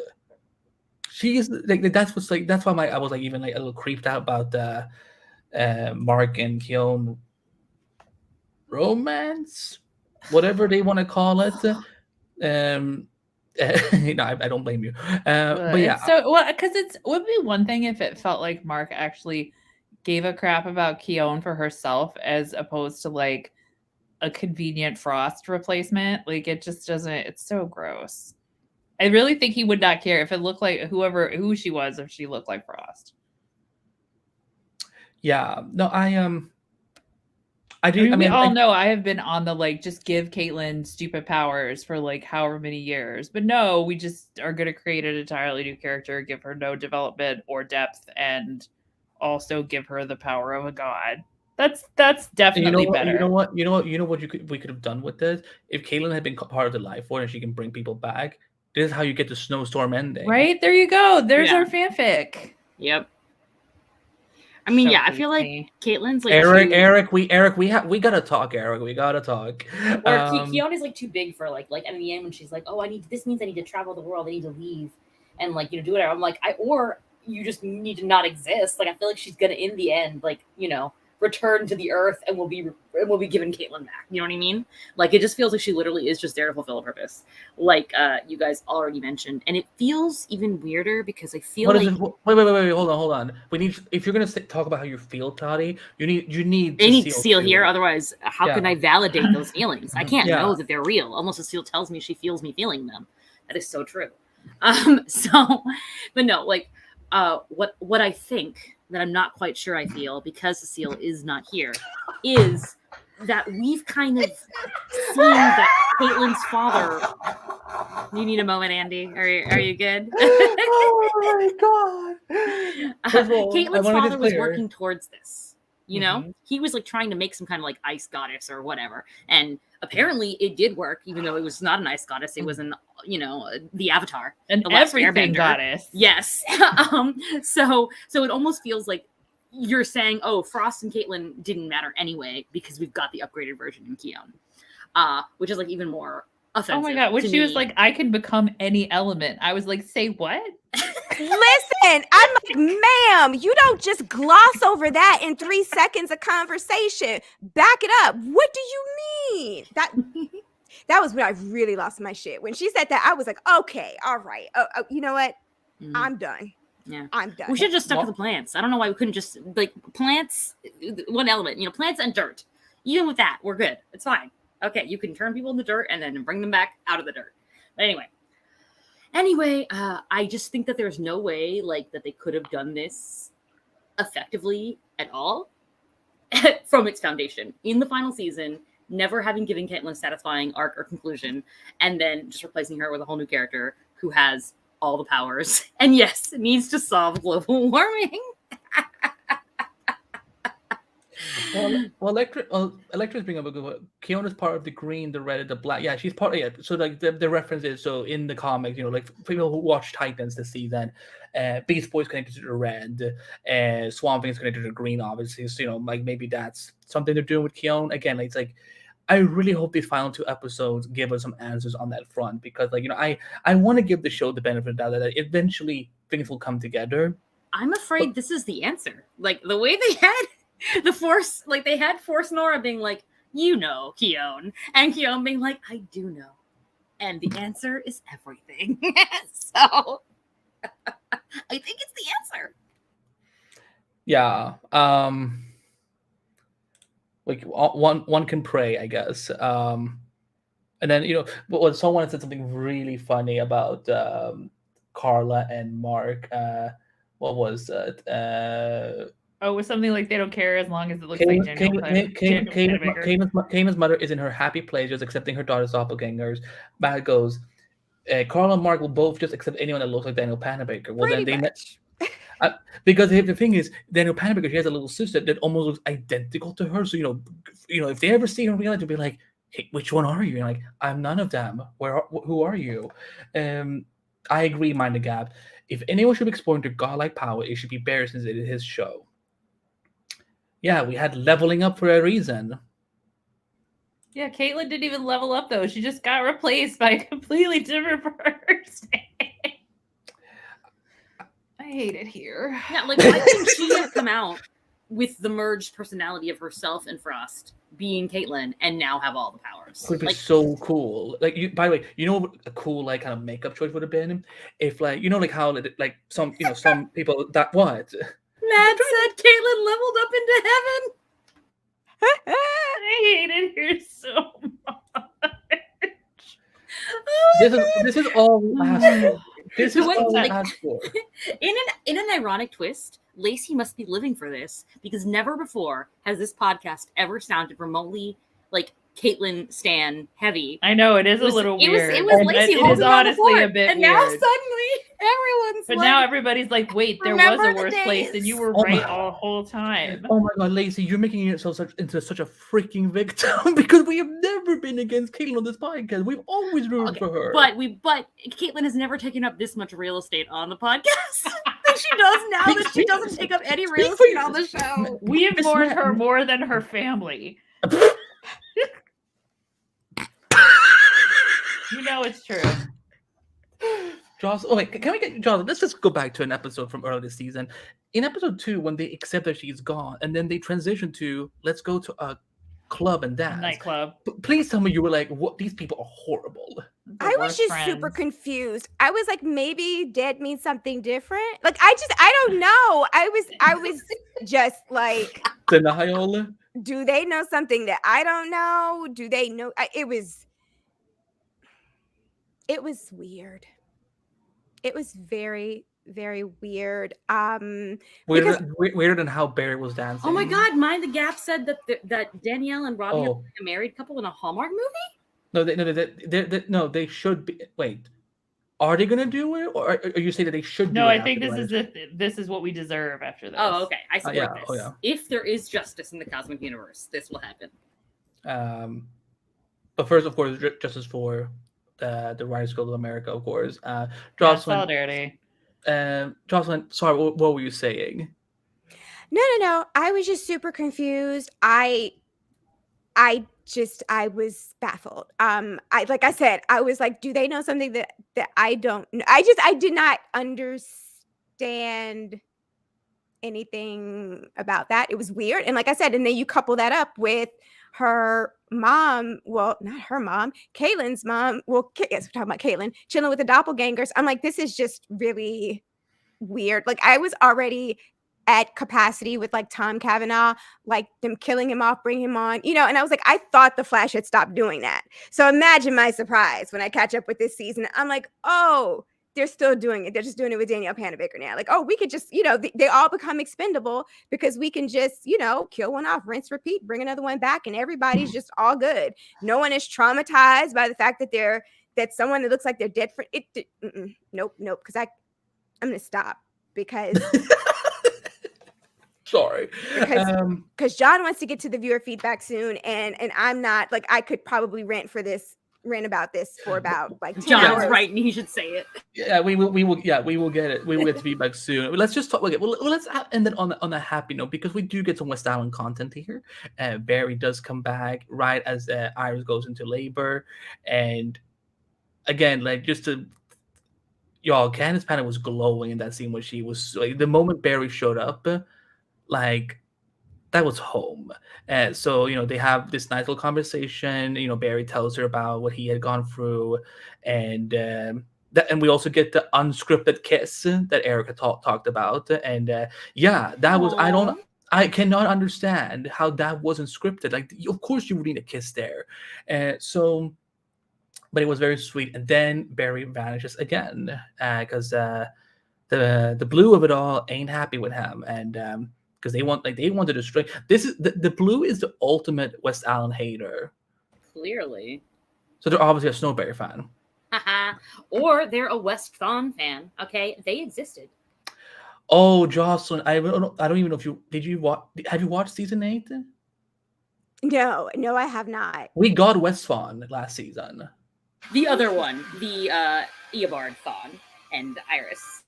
Wait, which one did you think I was talking about, Holly? No, I was talking about Eddie and Iris. They're an Eddie-Iris shipper. But last Is that what they were calling them? Yeah, they were the original West Thawne. Yeah, they were that's what I thought you talking about Eddie. I don't know that I don't know about it. I think it's Wells. What is it? Wells Allen? Well, nope, that doesn't make any sense. Wells West. That's what it is. Wells West is Eobard and Iris because he was Wells when we knew him for the most part. Huh. Anyway, Jocelyn, how did you feel about how was it seeing West Island again? After having binged all these episodes. Oh, I love them, and I love that. I think the last time I watched The Flash, there were episodes where you're like, "Are these two people a couple? Are they married?" And when they were a couple, there was like they were acting like a couple that did not have sex or have physical intimacy. So it's nice. It feels like they did try to address some of that. And I know it's a CW show, so I'm not saying we need like tawdry bedroom scenes, but they're a young couple in love. You got a vibrating husband. Like, you should be having the time of your life.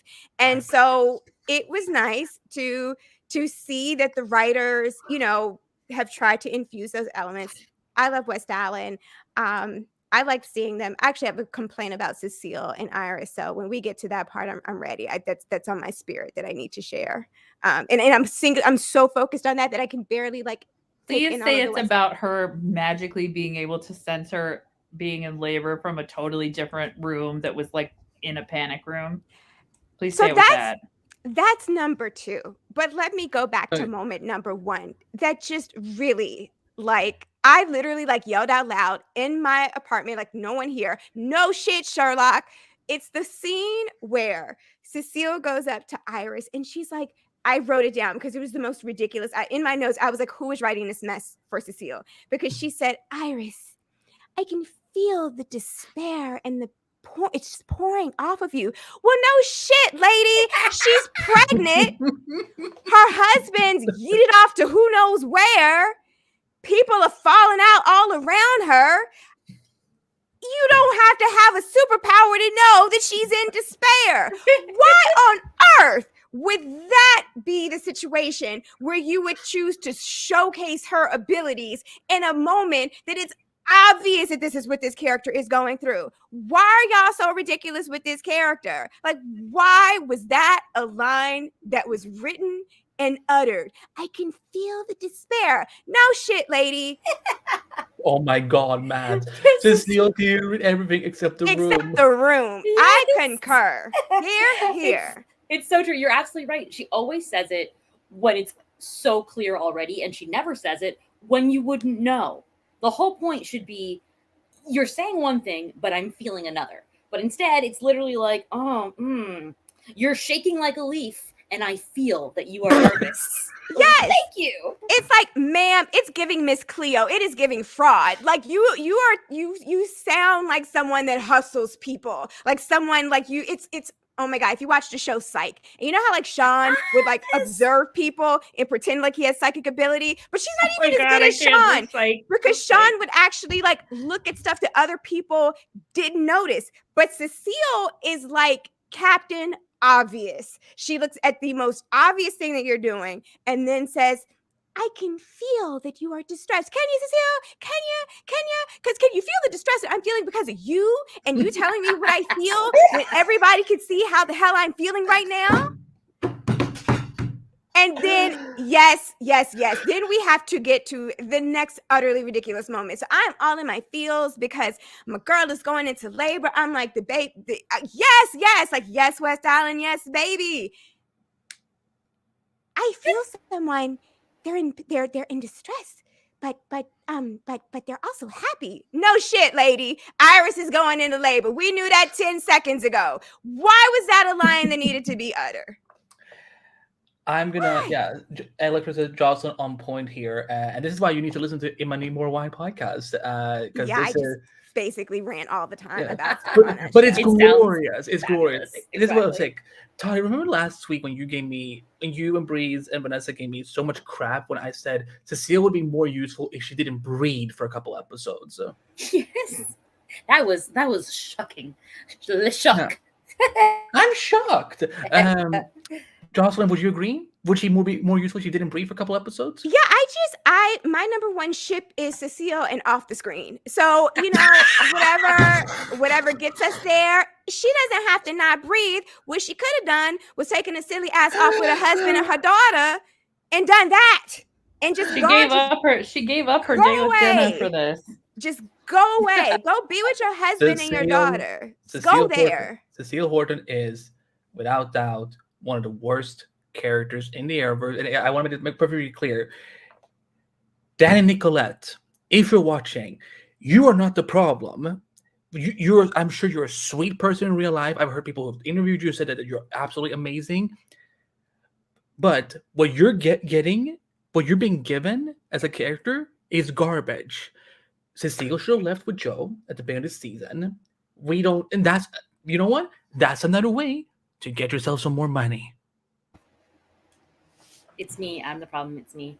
But on the bright side, I will say I loved Iris / Candace's little speech to the wedding photo, which by the way, sweaty photo when she was talking about like she's going to be strong, she's standing on her 2 feet, but also like we really need you here, Barry. Please come on back. However, I am holding down the fort. I felt all the emotions.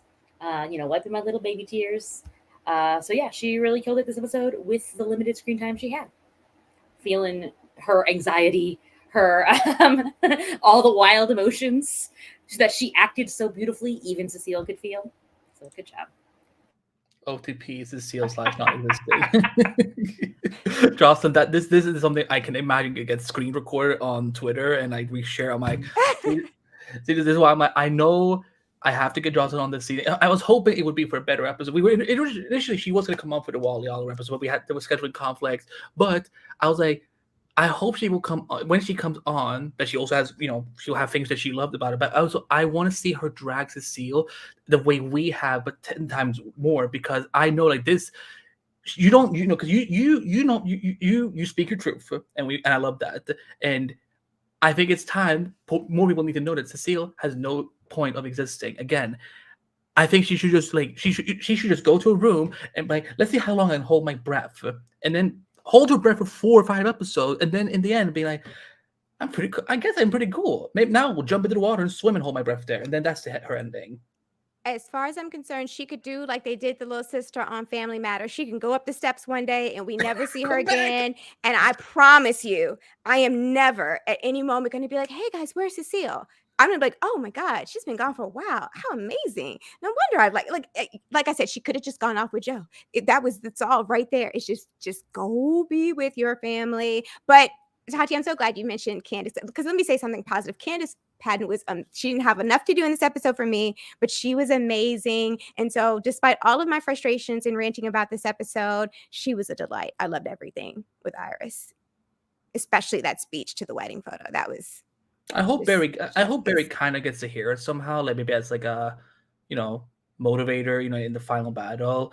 By the way, the one thing that the writers should have thought about is that you don't make a 9-month pregnant woman go get down on her knees like that. That's not good.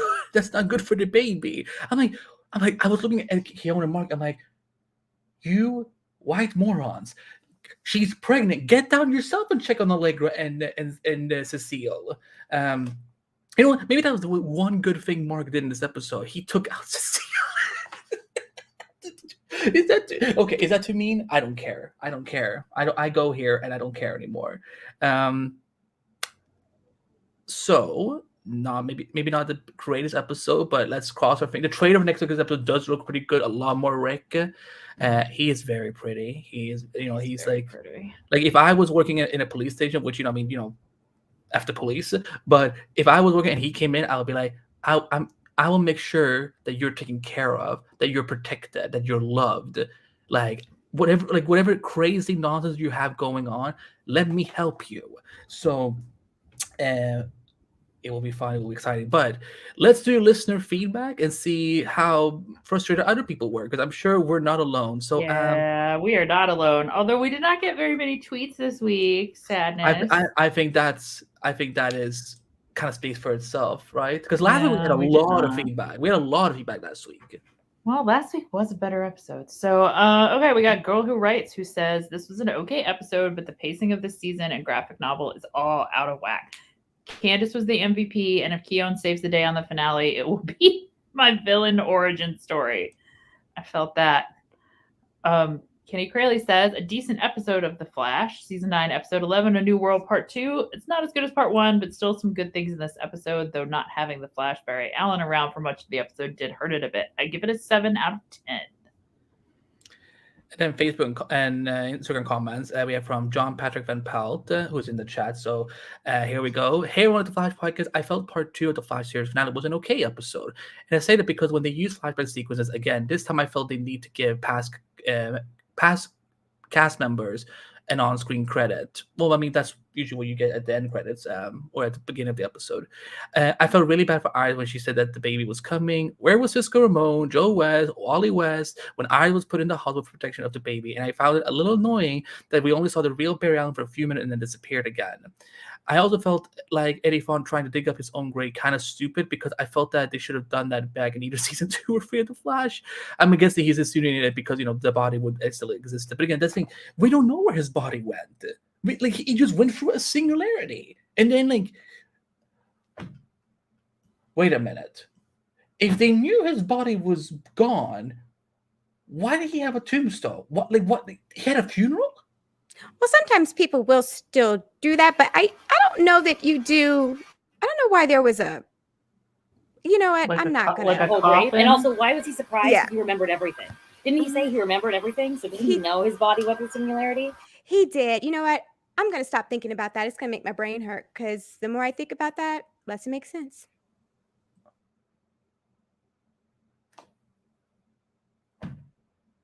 Have he ever been meant? Have they even mentioned that he had a tombstone? My head hurts. But yes, I, I can believe that they would have buried a coffin as a cover-up. You know, like Mads just said, like maybe for the public. The public doesn't know he went through a singularity. I could So see in that. that sense, sure. But I just don't know why Mr. Malcolm Notthon was confused by that, given that he just remembered everything. Yeah. Or do you remember anything after? I can't remember the order of events now. Did he? well, did he well, pick I it up guess and I guess be like- he could have gone into Cecile and been like, how should I feel? No, There hopefully you go. Cecile is dead in the future. I'm hoping the My last two God. episodes are good. Well, I will that's say all that my white problem. lady looked real good for her age because it was 2049 Mhm. and she still looked, I don't know what, but not old enough to have also still been a working cop back in 2014. Well, that's all my thoughts on the 5 series finale part 2, A Whole New World. Era OTA Listener says, half good, half bad in every aspect. I'm guessing it's going to be you stole my life revenge plot for Eddie. Too many flashbacks, but at least more weren't blue tinted. Nothing more to say about this episode. Okay. Poker Sharp 87. Oh, what's good? Poker Sharp. Mid. This sounds, oh my God. This sounds, I can tell this from a young person saying, it's mid. Some good moments, but everything else felt like a chore to watch. Why is, I think he meant to say Keon, but it says Crone. Keon more powerful than the Speed Force itself. The third and last episode ever, and the Flash was in it for 2 minutes. Again, I understand why Barry was missing for the most of the episode, because this is happening concurrently while he's in the past. So I get that. And Michael Lewis 6, maybe the only positive comment we got about this was, I love that. I don't know, maybe Cecile should feel it. Short and sweet. Yeah, short and sweet. All right, Toddy, so I you will got do a emails. Breeze voice and a Toddy voice. I'm just kidding. I will just do a Toddy voice. Emails. From Libby. Hi, Libby. Hi, Libby. I can't believe we only have a couple episodes left. I thought Kayla did a great job directing the episode. Candace was incredible in every scene, bringing so much emotion. I really didn't need Cecile to keep saying what Iris was feeling because it was all there in her performance. I'm frustrated they rushed her pregnancy, but I love the scene between Barry and Iris in the hospital until they took Barry away again. I'm glad she isn't giving birth at Star Labs, but why are they making her go through this alone? I hope Cecile called Joe when she went into labor and he's in the next episode. I'm intrigued by the Cobalt Blue storyline, but the scenes with Eddie Malcolm are so confusing. Was Malcolm a scientist and Eddie took over his body when he got struck by lightning? Was he always Eddie, but he got sent to the future and now he's remembering? That doesn't explain the grave scene. From the street sign, it's 2049, but why do they keep using that year?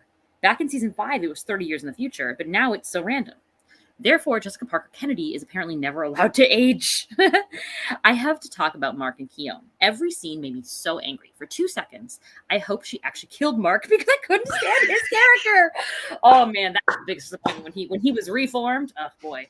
For 2 seconds, I hope I just said that. Okay. They want us to look past how horrible he was to Keon and believe they're best friends and have this connection. Same goes for saying Keon is the only one who can save them. It just wasn't earned. She has a new power every 2 minutes, and I don't buy that their science pod turned Caitlyn into a goddess. Maybe trying to solve climate change by the end of the show, too? Yep. That's what we hope. I just keep thinking they chose to delete Caitlyn for this ridiculous arc. The flashbacks to season 1 just drove home how different the show has become. I hope the last 2 episodes will change my mind about this season because I truly wanted to end on a high note. That reminds me that the montage of Keon and Mark moments or whatever it was. Oh my God. I really thought we were saying goodbye to this man. I was so excited. I was like, wow, they finally made a decent choice. Keon killed him to save the world, but no, that was the biggest disappointment ever. Okay. Electra. Hey, Flash Podcast team. How are you? Here are my thoughts on this week's episode. Keon and her omnipotent snapping powers must be part of the Q continuum. I will accept no other explanation. I did like her Thanosing Mark, though. Too bad it didn't stick. I miss Keon. I don't feel. Oh my so God, good. he did snap him. No, I'm here for the Q comparisons. That actually really works for me. Yeah. Good thing Cecile is here to tell us that Iris is feeling upset and overwhelmed. How else would we have known? Speaking of which, Iris is moving quite spryly for a woman 9 months pregnant. How many times did she bend down and stand up with ease? Why couldn't we have Barry stick around for the birth of his child? I'm so sorry. I keep pretending like there's shenanigans and there's not. And then disappear. Why can't we have nice things? Wait, stop. Wait, one sec.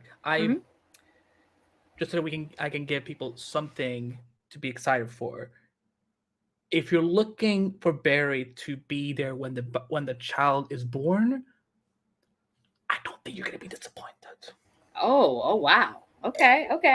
So you're saying labor is going to take a long time. Don't ever tell me that I never give you anything. Okay. That's good to hear because Matt said that was going to be part of her villain origin story, and I was kind of with Matt. I think that would have been my villain origin story as well if Barry missed a birth. So we have successfully staved off the creation of brand new supervillains. Thank you, Andy.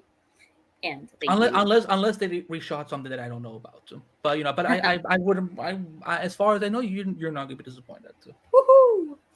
Is not Eddie from the future or on an alternate Earth? There was a poster in the background of one scene that had the date 2049, not to mention the shot of the blue crystal in season 8 end credits that said 2049, along with Eddie's memories of his death being exactly the same, fits the 2049 timeline. But if this is the future, how come Captain Corber doesn't look 25 years older? Thank you! That's what I was wondering. And how would anyone other than Corber remember Eddie so long after he died?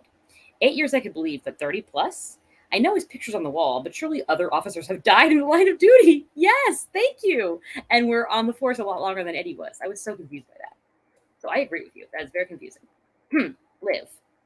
I'm going to start with I generally enjoyed at least half the episode, with the additional disclaimer that we can enjoy and still be annoyed by their writing choices. Oh, yeah. And this episode had some choices. It had a lot of choices. Hell, even last episode, as much as I liked it, still had noticeable plot holes that got bigger the more you think about them. Like why Eobard didn't question how Barry already knew why he hated them, even though that Eobard hadn't had that conversation yet. It just happened last season. Or why he would mention being thrown in Iron Heights when in 2000 metas didn't exist, so they wouldn't have a meta wing. Or if he really thought that his only goal at that point was to kill Kid Barry and he succeeds, why didn't he question Barry being there all day? Because our Barry isn't the future Barry that Eobard knew prior to creating our Barry's timeline. Oh my God, you have so many more questions than I do. God, now I have like 12 questions. Anyway, continuing on this episode, my interest and investment was uneven the whole episode. They tried all season, but they just cannot get me to care about Frostbite Fabio and Great Value Misty Day or their Gucci Mane. I think I love her story. And didn't I say they were setting her up for her surprise OP hero spot? Down to the I'm going to leave to find myself so she can miraculously return right when Barry is knocked out on the ground. Between them and the return of Cecile, I feel a good half of the episode was side eyes and eye rolls. And now even the intriguing parts feel rushed or questionable, or both. Case one. Malcolm Gilmore actually being our Eddie in the future. I didn't catch it while watching live, but someone else saw the sign behind him when he was wandering the streets that said 2029. Being from another Earth was right there. Yes, right? It was right there. Thank you. I would also like to point out I am clearly not the only person who did not know that this was taking place in the future, which means that they but people pay more attention to it. But more people paid attention to it than you did, though. No, but Lacy, I didn't know either, so you're not alone. I mean, people did not catch this either because it's not clear. Yeah, I did not. I was very confused. Other things. We could have had Malcolm as Eddie's doppelganger, or even thrown in that Eddie on multiple Earths has the same fate of losing Iris to Barry, or the secretly baby nap twin is being used by the negative Speed Force, or whatever, to have Eddie's memories planted and twisted so he thinks he wants revenge for Eddie, but he's just serving the Force's goals. Or any other number of creative ways to spin this so we didn't conclude Eddie was just accidentally sent to the future, but only 30 years. The singularity that snatched him up was a breach anyway, not the timeline or the Speed Force. And they already had a slight setup letting everyone know that the multiverse exists with the Oliver Wally Bloodwork episode. But no, they're saying that they want us to believe that our Eddie was not only sent a couple of decades in the future of the same Earth through a multiversal breach, assumed a new identity, became a doctor with credentials at a prestigious lab, purchased the West home from either Joe or Barry and Iris, and waltzed around for Lord knows how long. And then on top of that, this man who killed himself, let me say that again, who killed himself for Barry, Iris, Joe, and everyone else to save them, is going to have enough innate hatred for Barry to utilize the negative Speed Force and play the why did y'all move on petty card. I'm really hoping they're secretly going with one of my theories and haven't revealed it yet. And it turns out this is just a doppelganger being made to believe he's our Eddie, because how, y'all? A man who knew damn well what he was doing, sacrificed himself to save everyone, is now going to Uno reverse? And the tragedy of him dying and Vaughn still popping up when he wants is now lost, which would have been the most major FML factor anyway, like from the Deathstorm vision Iris had. Because evidently the sacrifice didn't sacrifice hard enough. Like, it's not even that he was fighting and he did something risky where there was a slim chance he could have still survived, but he didn't, and he's salty. This man shot himself. His expected and intended outcome was to be deleted. I got time today, y'all. And how did the bullet and blood manifest on him if it's not just something manipulating him? I thought it was manipulation. I will say that. I did not think for a single second that is the real Eddie and he's been transported.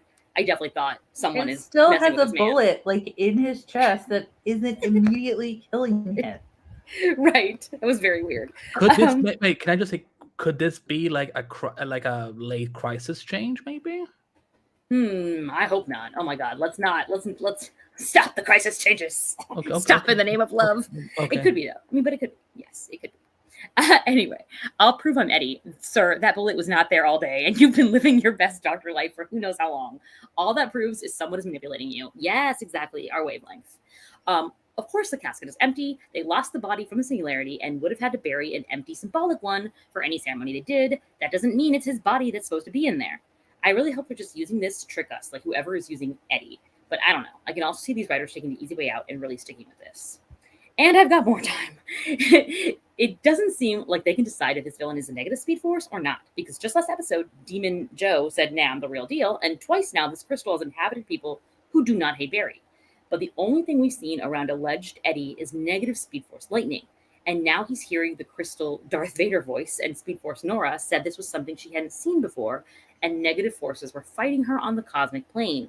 But then at the end, Keon claims Nora said Cash Money Mark was possessed by the negative Speed Force.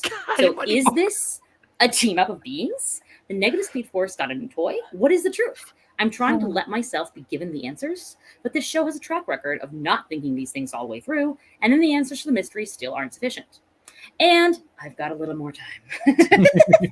Iris is in labor, and y'all gonna have Barry leave her alone in the hospital room to contract with no nurse, doctor, doula, midwife, nothing to go kiki with the team after being forcibly separated the last several hours? LOL, okay. Yeah, that's true. Why was he outside? Let me wind this down. Acting was at least giving what it was supposed to, especially Candace's trying not to cry teary eyes, and the effects and musical score were good. We'll see how this wraps up in the next 2 weeks. You know what, Liv? You are right. The music was great, and of course Candace was beautiful. So props to them. Little golf claps. You got to take what you can get. All right, now finally, lastly but not leastly, we have Matt's. I hope you all enjoyed last week's episode of The Flash featuring The Flash, because this week we're back to our regularly scheduled programming of The Seal and Her Feels, featuring the one person we definitely want to see again, Mark.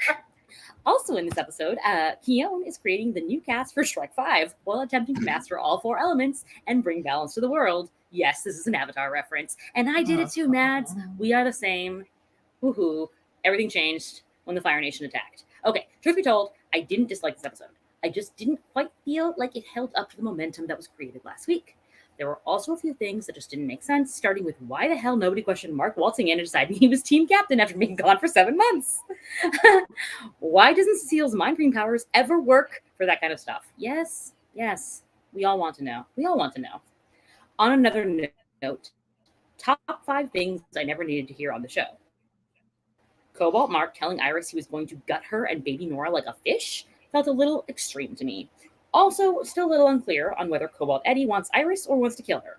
Love's a complicated emotion, I guess. Keon's powers are something. I'm going to pass on calling her a goddess, but I feel like her powers could be interesting if they didn't feel so random and rushed. And maybe if they weren't connected to one of the worst storylines the show ever did. The 7-month time jump has me feeling like we went from 0 to 100 real quick with no context for how we got there.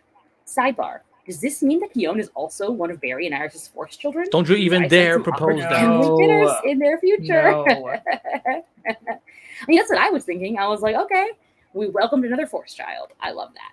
And that is why she's growing along with Iris' baby bump. You know? It's perfect. We love to see... Buddy, if this is what happens, if this actually what becomes canon, I will actually hate you. Why will you hate me? I didn't make it happen. That was your bestie. Okay. All right. We love to see people caring about Iris. even if they did have to ask her what's wrong every time, as if her husband wasn't literally missing. Candace gave a fantastic performance and really carried a lot of the scenes with her emotions. She even accomplished one of the hardest tasks, making me enjoy a one-on-one scene with Cecile. Loved the West Allen scene at the hospital, wish it wasn't followed up by Barry disappearing again. They really had Iris acknowledge what we as viewers have known for so long, that she and Barry can never be happy for long before something bad happens. And then they went ahead and proved her point. Even in labor, my girl can't catch a break. Just let them be happy, right? Writers. 3 cheers for a Cisco moment. For a Cisco mention. Sorry, Cisco mention. That's true. So they are not legally obligated to not use Cisco's name, I guess. Corber and Taylor apparently haven't aged in 26 years. Thank you. So that was Taylor. I wasn't losing my mind. I thought it was literally the same day because I was like, Taylor looks exactly the same. Nothing has changed. Iris is that's still Iris's office. Like, crazy. No pictures of adult Nora or Bart. Whatever. It's fine. It doesn't matter. They didn't have the money for that. Anyway, loved the idea that Iris was recording her message to Barry at the same time that he was fighting Joe Ball Blue. Reminds me of them indirectly communicating which was stuff in the Mirrorverse. Yes, A+. Still intrigued by the Eddie storyline and love the way Rick is playing him. My only question is, since this is our Earth in the future, how has nobody noticed him before? Central City has 1 bar and coffee shop, and you mean to tell me that Barry and Iris never ran into him? Final request, can someone please call Joe and tell him his daughter is in labor? Anyway, pray for my sanity as I'm traveling next week and I can't watch the episode live. I also probably can't watch the podcast live either, so I'll catch y'all at the finish line. Aw, have a good time traveling, Mads. Stay safe. And you will tell miss Breeze we nothing. said tell Breeze we said hi. No, how funny would it be if they actually ran into each other? Let's do some quick live comments before we sign off. Electra goes, I thought it was an alternate Earth last week. Yeah. I don't know. Maybe we will find out next week if maybe there is something going on with the multiverse. Matt goes, kidding. Thanks for holding me off becoming a villain, Andy. I hope I was able to help anyone watching this. Eller goes, I knew Lacy would get the Q reference. What the fuck is Q? It's Star Trek. Oh. Only thing I know about Star Trek is Anson Mount. It's a part of Q is part of Next Generation and Picard, so it's from that era. So I definitely haven't watched it then. Kenneth says Iron and Car talk about their trauma / PTSD is something that is not talked about in these TV shows a lot. Well, to be a woman in the Arrowverse whose name is not Cecile, it's rough. Because if your name is Cecile, you get to do anything and it sucks. I just love how again everyone was like, Andy, you're being so hard on Cecile last week, and then all it took was just for Jocelyn to join us, and now everyone's like, I agree. Jocelyn, you made people see the light. Okay, well, can I get in one last zinger that pissed me off in this episode about Cecile? Of course. So I love that Mads mentioned that we got the Cisco reference because I was so excited, but then I totally had one of those moments. I was like, we got a Cisco reference, but at what cost? Because the reference we got was Cecile saying, I'm going to go call Cisco. Man, why are you calling Cisco? Why do you get to do that? Why does she have everyone's number? Exactly. See, Cecile is that annoying person who probably puts you in big group chats, doesn't ask you, probably got strangers in the group chat, and she's probably sending out, messages and telling everybody's business, and you're sitting there thinking, how do I get out of this group chat? Cecile totally strikes me as that type of person, and maybe that's why she has everyone's number. But yes, I was so excited about hearing Cisco's name, and I was like, but what did it cost me? Everything. I do not like that character. And okay, that's my last. Jocelyn, you know what this does? This is for you and me, because I don't know if Lacy and Todd ever watched the show. This makes Frank more tolerable. Yeah. I take Frank all day over Cecile. Frank is at least a good time. Exactly. And the thing is, he would not have been he would be more useful in so many ways. He would steal from you, definitely. He would have no problem stealing something from Iris's wallet while she was in labor. He's just yeah, let me go get you something, but let me also go get your purse. But he is not on the Cecile type of level. So let's see. Kazi asks, do you think Simone will be canceled in a few days? Well, it's Friday tomorrow, so I guess we will see. Let's see. Oh wow. Fangirl says Red Death could have killed Cecile off, and that prompts Joe to leave. Why do I love this so much? I'm okay with this. I accept this storyline. This is my new fanfiction that I'm going to focus on. This is. Oh, we actually did a joke about this last week, Mads, that we might do, like, because we're obviously going to have to find things to talk about after season 9. But Vanessa, someone brought up the joke of maybe we should do a drinking game of every time Cecile says feels, and like I think that would be an episode that Jocelyn should join us for as well, because I think we would be hammered within We would be in the hospital. Yeah.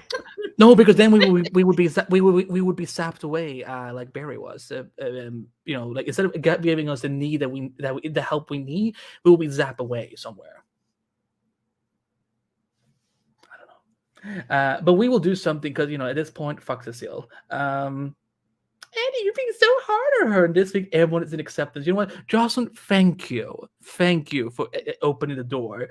These fools last week, like Miss Tatiana, was like, that is so mean, Andy. It's so mean. And now it's like, now she's singing the new tunes. There you go.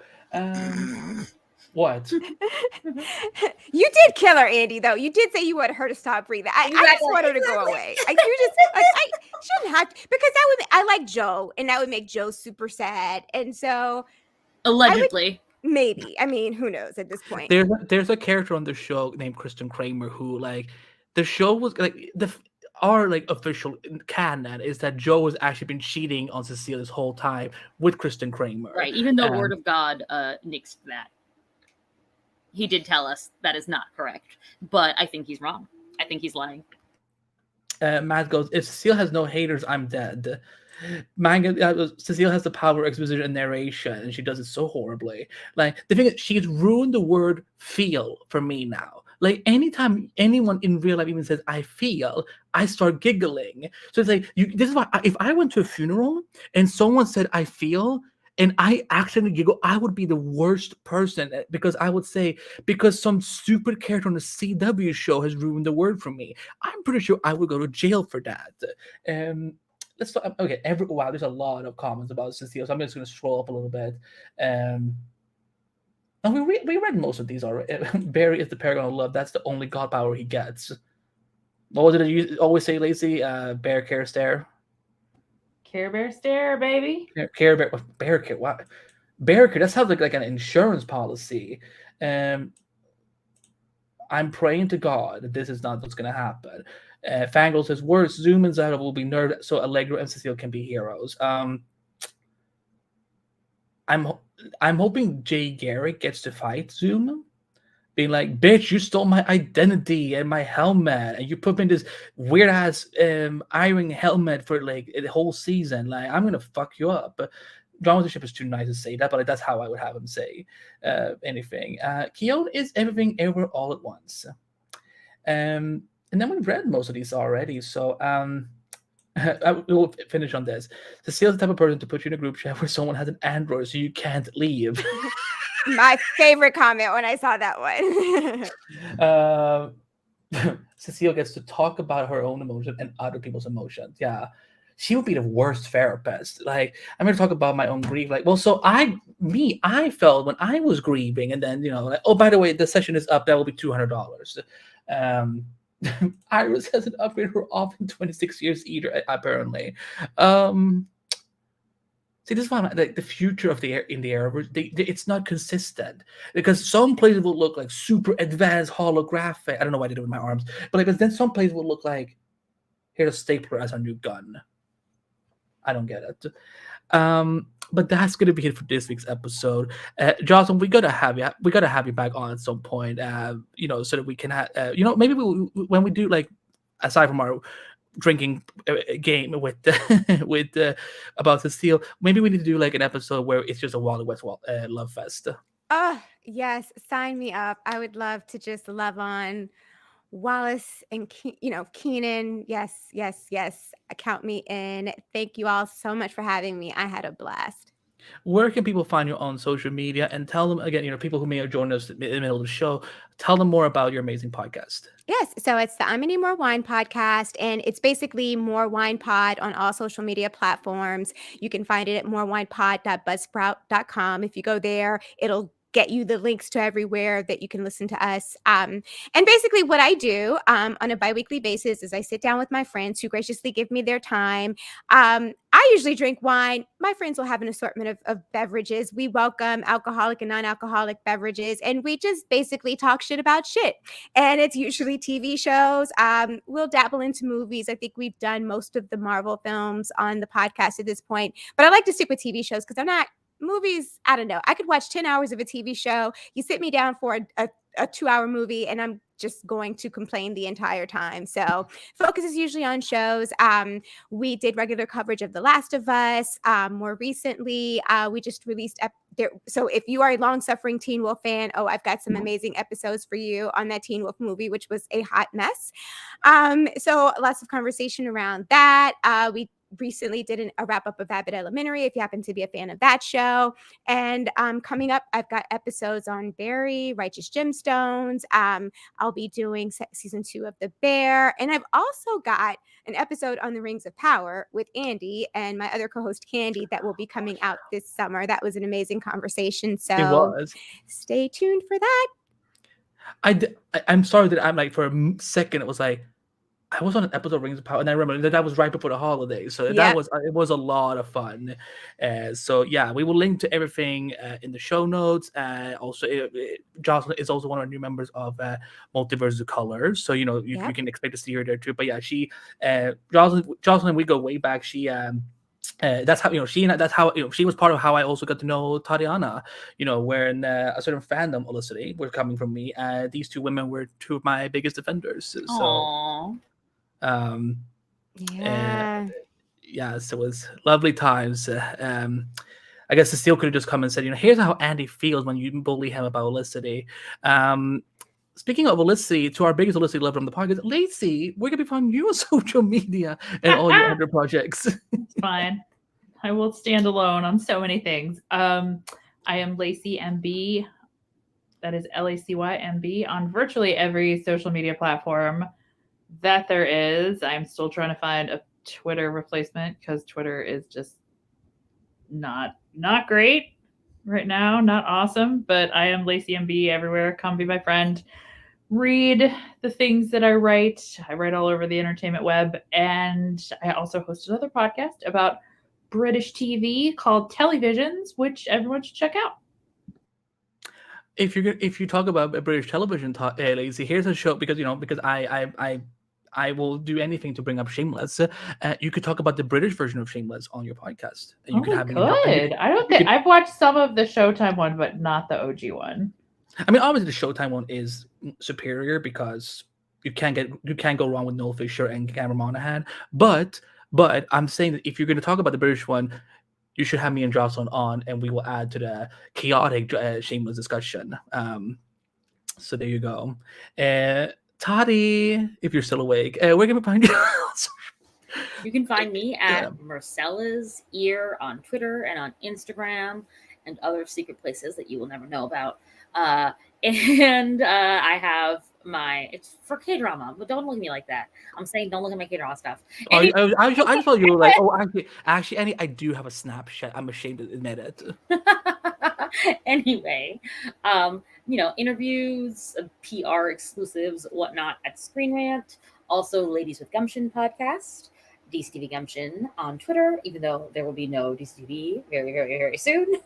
But either way, we discuss ladies who have gumption in various DC and tangential to DC productions. So thank you all, and good night. And Cecile is never one of those women with gumption. So I think that maybe once, like back in ye olden days, bullshit. Like in season 3 or 4, whenever she came back, that first season that she came back, and I was like, Cecile's cool before she, got pregnant powers. Wow.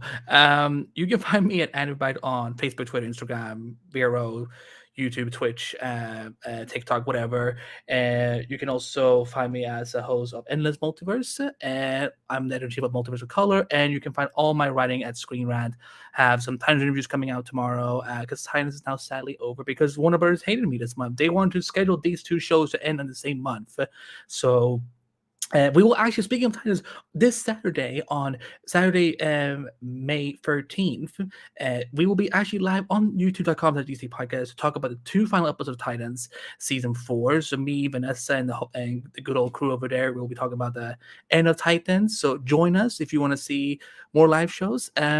But yeah, because we've run so long, I'm gonna skip the plugs. I know the plugs are really long. You can find all of our stuff in the show notes. You can also check out the interview I did with Kayla Compton, she's amazing. All they had to do was just throw into a wall so that she can be written out of the episode. But she did a good job with this directing, at least. So check out the interview; it's now live.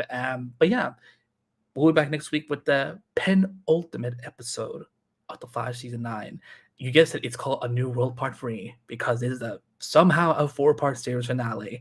Eric, I have questions.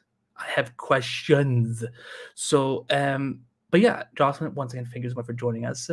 You're welcome to come back anytime. We will find ways, whether it is us getting hammered on Cecile with alcohol or just like worshiping the hell out of Cecile. I mean, Wally, wow. I'm tired. I'm just tired. That was just my final brain cell. I'm sorry. Cecile, you're useless. There you go. But that's. I mean. Tell me one good thing she's done this season. She wanted to stay in Central City because of her job. She hasn't done her job all season long. I'm an attorney. I'm a practice law. I don't want to move from Central City. She's never gone to work. She's gone to more parties than done her work. Wow, you are letting her have. I thought I hated her, but Andy, I don't think I have anything on you. Wow. But with that said, good night, everyone. Thanks for tuning in. Until next time, I'm Andy B.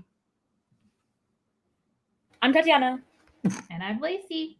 I'm Jocelyn. Bye. And we'll see you next time on the Flash Podcast. Good night, everyone.